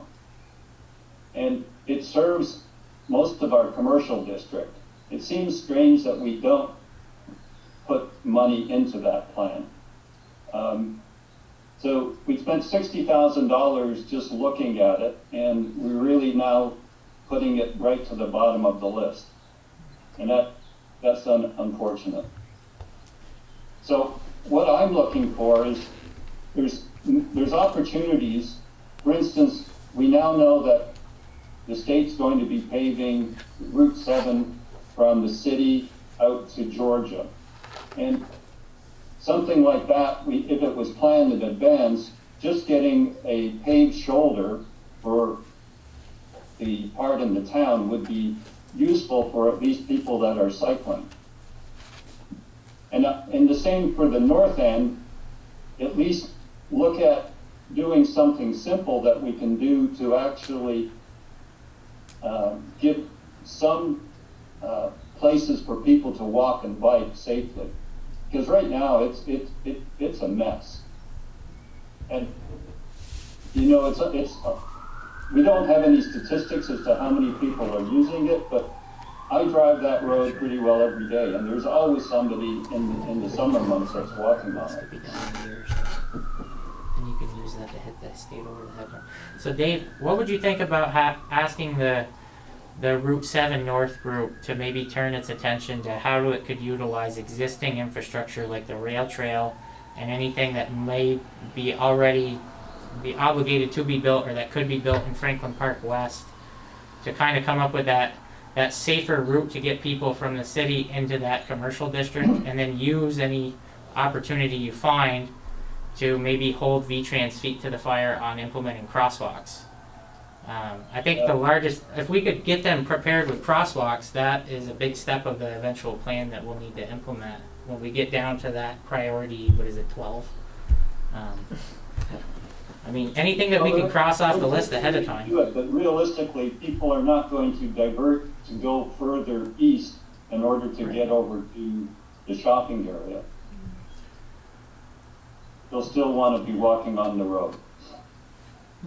We'll have to do some signage or something. I mean, it's just, there's no opportunity to be able to get this done in a short amount of time. I didn't know if there's something that we might be able to do with signage and maybe some public education to get people off of Route 7 and onto that rail trail, but. And then are there other discussions that your group thinks we should be having with, Green Mountain Transit? You've talked to a lot of workers that need help with transportation to and from work. Is there a need? And, like Aaron had suggested, maybe exploring that pilot Uber program that was going to be implemented in Montpelier. Oh, so sorry. I had put a timer on a reminder, so I should do that every 15 minutes. Yeah. So. Wow, that was loud. So sorry. So. But I think for the purpose of tonight, our brains are all pretty well mushed when it comes to this conversation. Yeah, I think it's just hard because so many people have put so much energy and time, volunteered their time to be in that group, and then it does feel like it feels defeating, to see it at the bottom of the list. So I don't know. I think they did a lot of discussion at the planning commission. I wish someone had been present for that because I think there was a lot of healthy debate about it. It wasn't, it was tough. And like Corey said, there's a lot of things that should be on the list that aren't even on the list. And It's still there. I mean, it's one of those. If all of a sudden in the fall we find out we have to be on U.S. routes where we can build these sidewalks, that project's gonna, we're not gonna change the plan. We're gonna immediately push that to, you're gonna be opportunistic. I think looking at the larger landscape, I mean, even one, bonding the project, but if not bonding the project, you're looking at 5 or 6 years worth of LOT savings to pay for that project. It's 10 years, whether it's at the top of the list or at that same spot on the list. I think it's just framing the vision. I think you get the health path done Route 7 North of follow, because it'll be the only thing left that makes sense. I mean, you'll see. But Corey, if you can actually do scoping studies for some of the major ones and at least know what your costs are and it becomes a shovel-ready project. Yep. Yeah, and that's what we're trying to do. I mean, you guys have done the scoping out there. We need an engineering plan, right? Have you got the full scoping done on Route 7 North? I don't know. It wasn't a full scoping. So the hard part with scoping is we're only allowed to apply for 1 year. I wish I could apply for 3, because there are 3 or 4 projects I'd love to get scoped out this year. The Bay, the Bay Larger Vision, SASH, or this one. I'd love to, if I had unlimited amount of resources, I'd love to have all these ready to go. So then it was just looking at how to fund them. But it's just, we only can go to V-Trans for 1 grant, and then even next year we can only go for 1 grant, and that might be a construction grant at that point. And so part of the funding mechanism is figuring out just how to get all this information. Not that we want to spend too much money on studies, but we don't know what we don't know, and that's when the earmark request came from the congressional delegation. We went to the shelf and picked the 2 projects we had somewhat shovel ready to go because we didn't have other things to have a larger conversation about. We just had to go with something. So, I think the plan should be, to fund potentially both a match and maybe even a full scoping study a year from the town. And so that we're moving these projects forward. It's just, we're coming where we are and just trying to, we're effectively ground zero. So I hear that concern, Dave, and I think Carrie and I can only work within the budgets we're given. So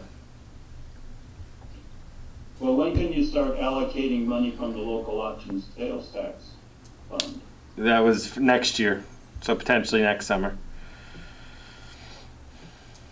So that's kind of where we seem to be counting on that money to be able to do any of these projects. That's correct. Yeah. Yep. So it's the year starting July 1st, and then of course when we do our budgeting in the fall for FY23. Well, whatever we need all these sidewalks or paths, so I'm not saying we shouldn't proceed with something. So it's unfortunate that we spent all that time and effort doing the Route 7 North. Yeah, I don't think it's unfortunate. I think you move the project in the discussion, and like I said, in an email, 20 years ago, 46% of the town supported putting money into this.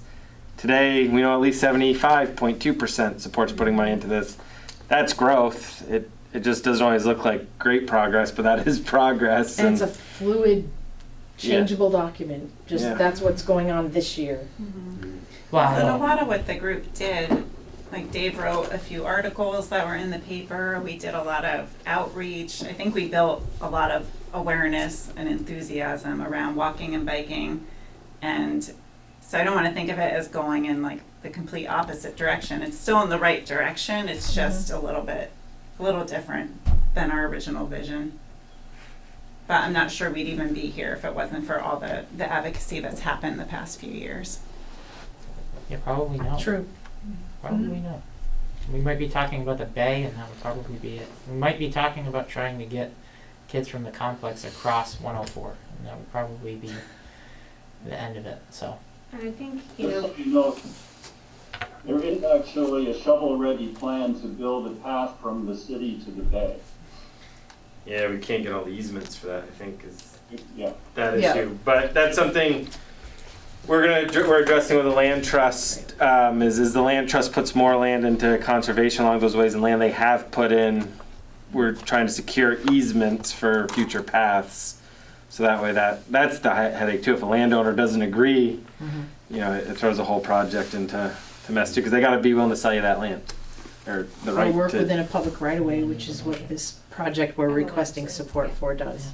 So I just want to say one other quick thing. I think the important thing about talking about transportation options on Route 7 is the more time people spend walking out to a job is less time that they have to be able to rest or relax with family and friends.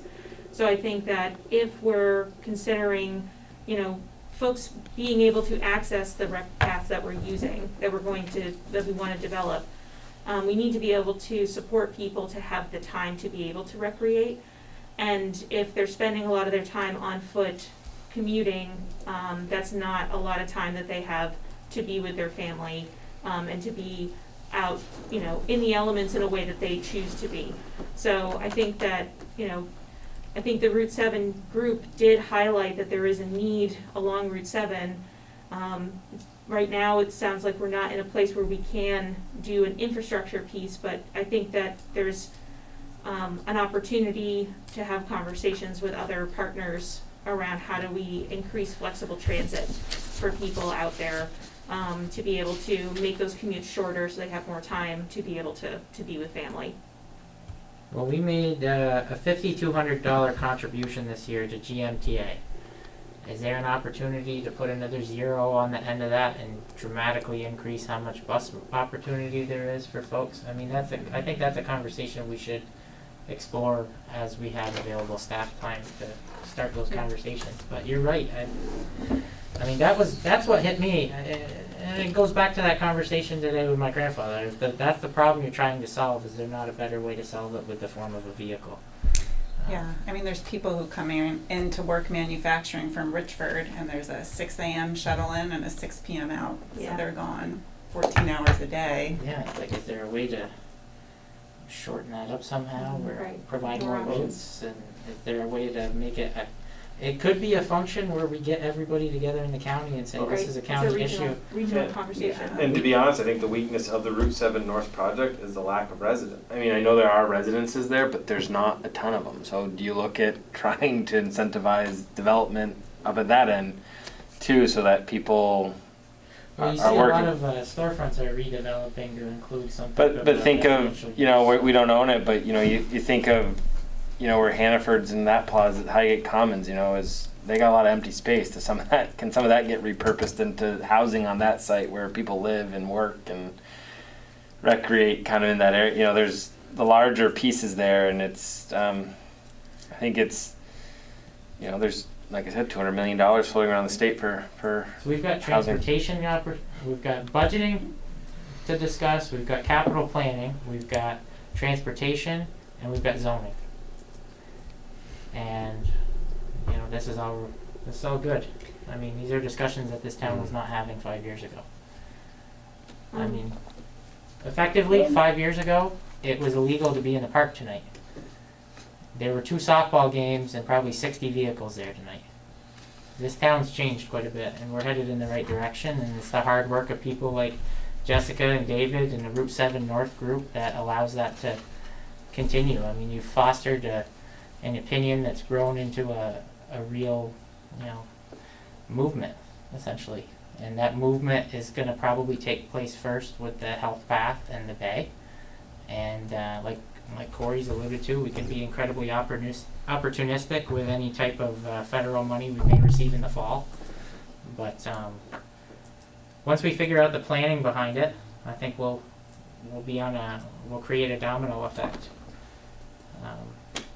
But again, we've spent about an hour on this topic. Does anybody want to make a motion about the plan? We had a request to make a motion to approve it. And if possible, the letter of support.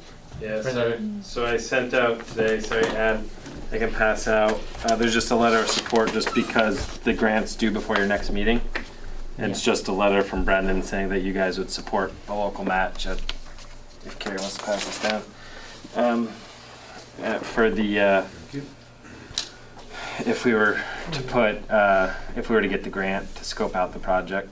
Are we doing a new official letterhead with Doer Maine? They're working on one. This Yes. is just us replacing logos. Yeah, on it the looks whole cool letterhead. even like this. I mean, that was a nice surprise. So it's Yeah. just Okay. that you support. I want to go on record saying that 2018 survey, I voted against it once and then voted to keep it going once because we were already $19,000 into it. And I said there will never be a time where we've mentioned this and it'll never be worth the $20,000 we'll have into it, but if I had a hat on, I'd eat it. So it's mentioned here. Corey's doing a good job of pulling things out. We're also going to be using it in the stormwater discussion because 60-something% of the town residents said they support a stormwater utility up to $75. So Right, we that pulled was that data interesting. point out too. Yeah. So it's I like data, so I see the value in some of those studies. Well, I'm glad to see that you're making more use of our $20,000 survey. Have you gotten letters from like NMC or Collins So Hurley yeah, too? so what we're gonna get for letters to make it work, we can reach out to them. We have time, we haven't yet, but we've got letters. We'll need one from you. We'll get one from the Planning Commission. That's all we need really for the grant Okay. to actually take forward. But Be stronger with the we hospital. can definitely go and get letters. We'll get one from Regional Planning. Not that we don't If have you two know hospitals. somebody, Yeah. It's not like we don't have two it hospitals. would help. When is it due? June 4th. Oh. But I'm happy to write a letter if, you know, like I'll call Tim Vians and I'm happy to write the letter and have them sign it. Okay. Hey, you did a good job last time. You reached out to Chuck Lowe and Yep. had him sign something, and it was good. So, Yep, so. my only comment is, get me in a Georgia font next time. Thank you. So, two separate motions, I would say, unrelated. We need a motion to approve the revised bike and ped master plan. And then we'll need a second motion to authorize me to sign this letter on behalf of the board. I'll make a motion to approve the revised bicycle and pedestrian master plan. I'll second it. Any more discussion? Feeling grateful? All in favor, please signify by saying aye. Alright. Okay, now we need that second motion. To authorize me to sign the letter on behalf of the board. I'll make a motion, we authorize Brendan to sign the letter on behalf of the board. Second. All in favor? Aye. There you go. All done. That's quick action, isn't it? Yeah. You ask and you shall receive. Saves you a trip tomorrow. Brendan, was that Aaron and Jessica and then Jonathan and Brian? Yes, Yes, it was. yes, good Thank you. years.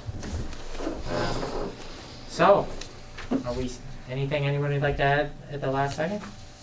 Not that it, the last of several seconds. It was a good conversation. It felt kind of like being in a planning commission meeting again. Made me almost miss it. So, agenda item 9, the town manager's report. Gary, this might be the latest in the last 2 years that we've turned it over to you, but I'm turning it over to you.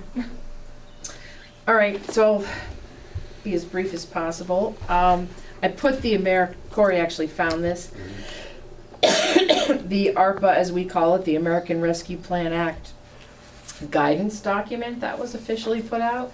And I find it remarkable in that it was only like a few pages compared to usually the 100, 200 pages the federal government usually gives us. I'm sure there's more, but that's a start. The most important point, though, we've gotten contacted by only a couple people, but we don't know how much we're getting or when we're getting it. So we, of course, have not decided how we're going to spend it yet. We are reaching out to some other nearby municipalities to find out if we can work together on some collaborative efforts. Is this the time you want to go into that, Brendan, or do you want to wait? We can wait. I think we oughta, that might almost need its own meeting. Okay, that's fine. No, I get it. So, just to reiterate, there is some more earmarks being tossed about. Corey and I were going to use that shovel-ready project we talked about. Run it up a different pole. See if we can get earmark money for those projects, because I think it'll snowball, and if we can get a little support, we're going to go for it. Depending on how much staff time we have. So that's just the summary on the ARPA money at this point. And other communities are, of course, the same boat. We don't have anything official, not even a form letter with an amount inserted. So we just don't know what that. We actually got a phone call from the leader of a local business in town asking us to utilize all of our ARPA money for an expense, and we said no, because we need to work together as a board to determine the appropriate way to move forward with that.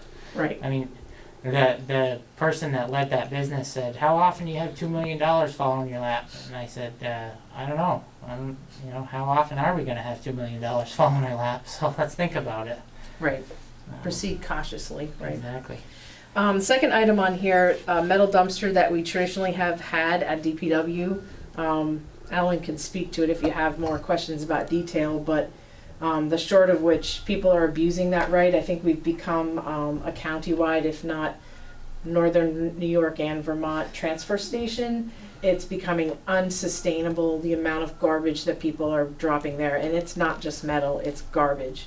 Alan showed me a picture a day after they'd cleaned it, and John too. We cleaned the site, and it looks like, I think transfer stations actually are cleaner. I've been to one recently. So we are going to need to stop that, and we. It's the same as a stump dump. It feels like deja vu. I know, to that end, we actually want to change and transform that area into more of a rec area long term anyway. And so I don't think it's a good mixed use to have this illegal dumping and sometimes people swapping things, which isn't necessarily horrible, but it's not what we're going for there. I think we need to stop that use unless. So what was with the price of scrap metal being so high per ton? Were we just like, we had a dumpster there and a business like Hodgson's or somebody would pick it up and as a service, and the fact that they picked it up for us, we just, whatever value was there, we said. It kept solid waste out of our ditches, and sometimes some of our quiet roads, people. So that was a good windfall for there. whatever vendor we were working with. That's too bad that they won't be able to, maybe they'll be able to partner with a private person to create that type of a scenario. Maybe, but without a presence there, yeah, it's not appropriate for us to continue. To monitor it, it's becoming difficult. Maybe somebody on a private lot could continue that on, I don't know. There are people right now that, I saw like 5 posts on Facebook today. "I have a trailer, I'll come clean up all your junk for free." Like, yeah, because it's worth more than it's been worth in a while. So that might be the appropriate time to end this, when it's more advantageous to the person dumping the metal to take it directly to a scrapyard. Anyway, does anybody feel like we should continue it, or are we good with the administration's decision? Yeah, sounds good. Yeah. Perfect. Um, Oh, go ahead. No, what? Well, just down there, a couple weeks ago, I think I asked you about those two mysterious barrels of fluid that are out behind the old salt shed. That's right. Those are still there as of, I think it was last Sunday, whenever I was down there. Okay, yep, So those need to get picked up before somebody busts them open. I don't know. all what's right. in 'em, Yep, but- you did. Yep, sorry. Yeah, it's gotten a little Thank crazy, but Good reminder. Good reminder. same goal. The last item on here, I put town hall update. I'm trying to do this once a month, not every meeting as I was doing before. The select board and I met earlier. We have a better idea of when we're gonna break ground. We just don't have a date yet. It's now July, I believe the beginning of July, we're hopeful. Area subs or subcontractors will likely see some bid documents go out at the end of next week. So we've worked through a number of issues that came up this spring, and we're ready to move forward. So for those people that don't want to read all of our minutes but understand what's going on, if anyone calls you, send them our way. We've got a good team working for us. DEW is still the construction manager, and we're working with Hunter Gomez of Peterson Consulting Incorporated to help us with this project. So we've got a good team moving forward. I think we all feel pretty good about it. And that project, just as a reminder, the duration was to be done about 9 or 10 months, so it will probably be done in the spring of next year, depending on when we can actually break ground. Should be pretty cool. Yep, exactly. I don't have any other surprises here.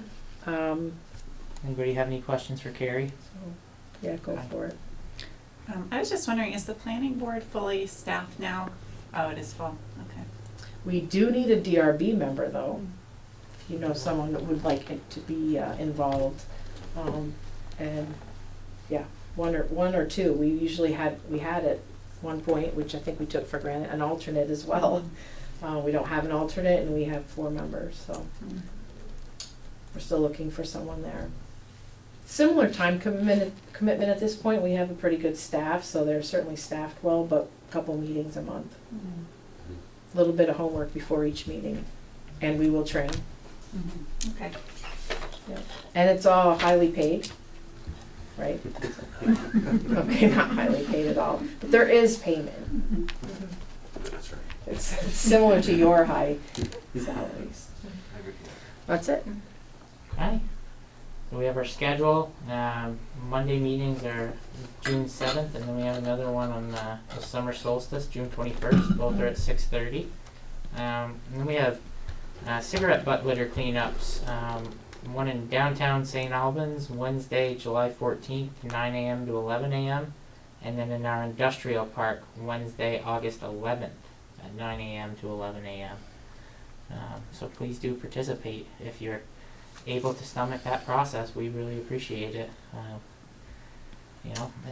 It's not horrible. I've done it before. I mean, they provide, You got the I gloves. think, safety and gear. You have gloves and something to pick it up if you actually don't want to touch it. I feel like it's easier when I did it, just pick up. But you do have to count them, put them in a bag. We'll have to make a Facebook post and coordinate with whoever's Yep. leading that event to make sure we broadcast how many were picked up. If I had teenagers or young kids, I think I'd have them do that one time. Yeah. Are there prizes and stuff? Most picked up? I don't know about prizes, but it's You get a quite t-shirt. powerful to see that bag full of cigarette butts. Visual, for those that are visual. Yeah. It's nasty. That part's nasty. So we have some important dates coming up with the town hall bid process. There could be the need for a special meeting at some point, but we'll reach out. We don't see the need for one now, but there could be if something were to come up and we needed to make a snap decision. So other than that, I don't foresee any meetings. I will take this opportunity to check in and say, has there ever been in the last recent while a time where we said we wanted to have a meeting dedicated to something and then never had it? Is there anybody that's got a priority that's been kind of put aside on the back burner for whatever reason that they'd like to revisit?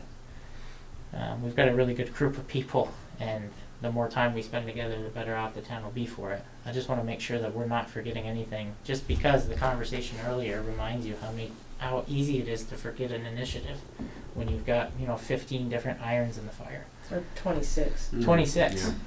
So if you ever feel that we're not putting something on the agenda, it's not out of the desire to keep it off.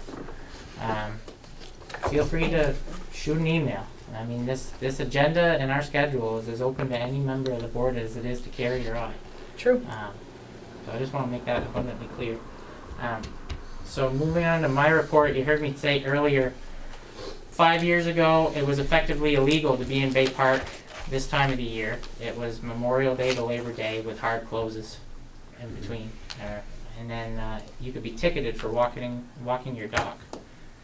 And tonight we had like 4 people walking their dogs on our walking path, and 2 busy softball fields, and a full parking lot with a north gate that had more cars going in than cars going out, and those parking lots are filling up.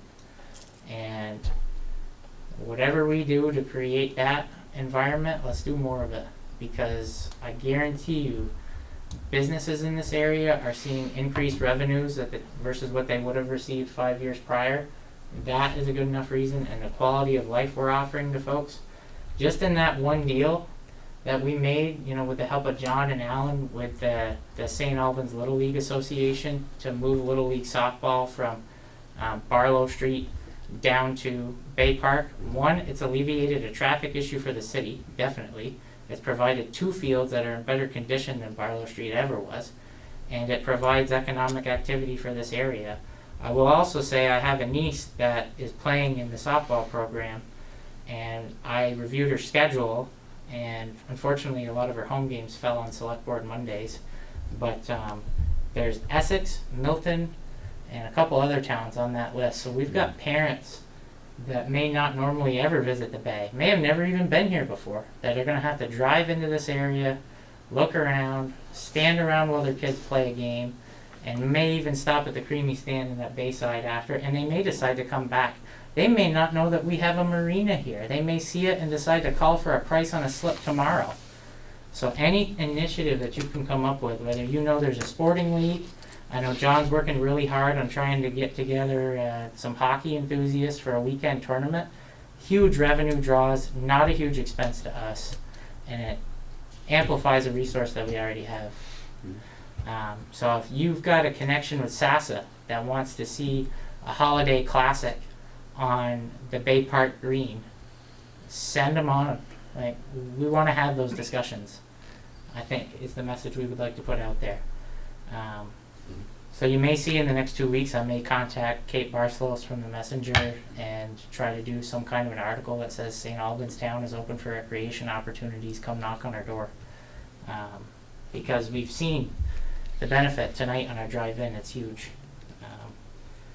So other than that, I will say for the record, I had a business owner who, I do not have permission to disclose the name publicly, but I had a business owner that contacted me in person today to say that that person is adamantly opposed to the affiliation fee ordinance administered by the city of St. Albans, and that the development that person is considering implementing and building in the town of St. Albans may be tossed aside due to that affiliation fee in that ordinance. And I will say that person expressed a very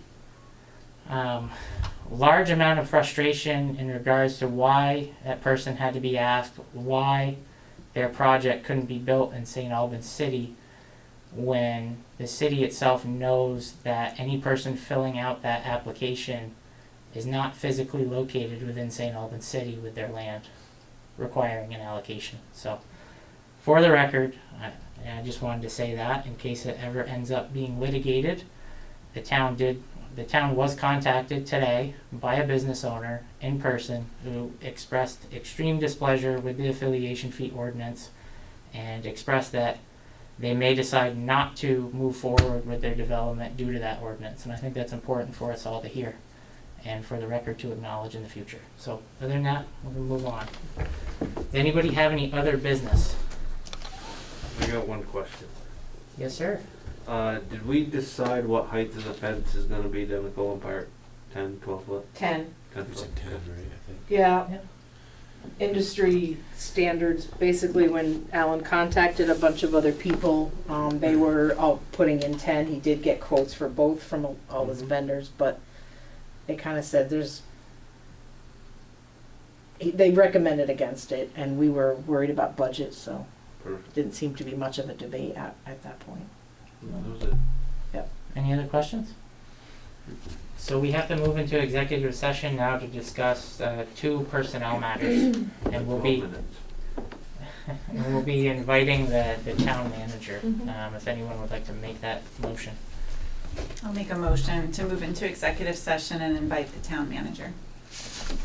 Okay. Second. Okay, so motion by by Jessica, seconded by Jonathan, all in favor? All right. Aye. Okay, we're now in executive session. Have a good night, everybody.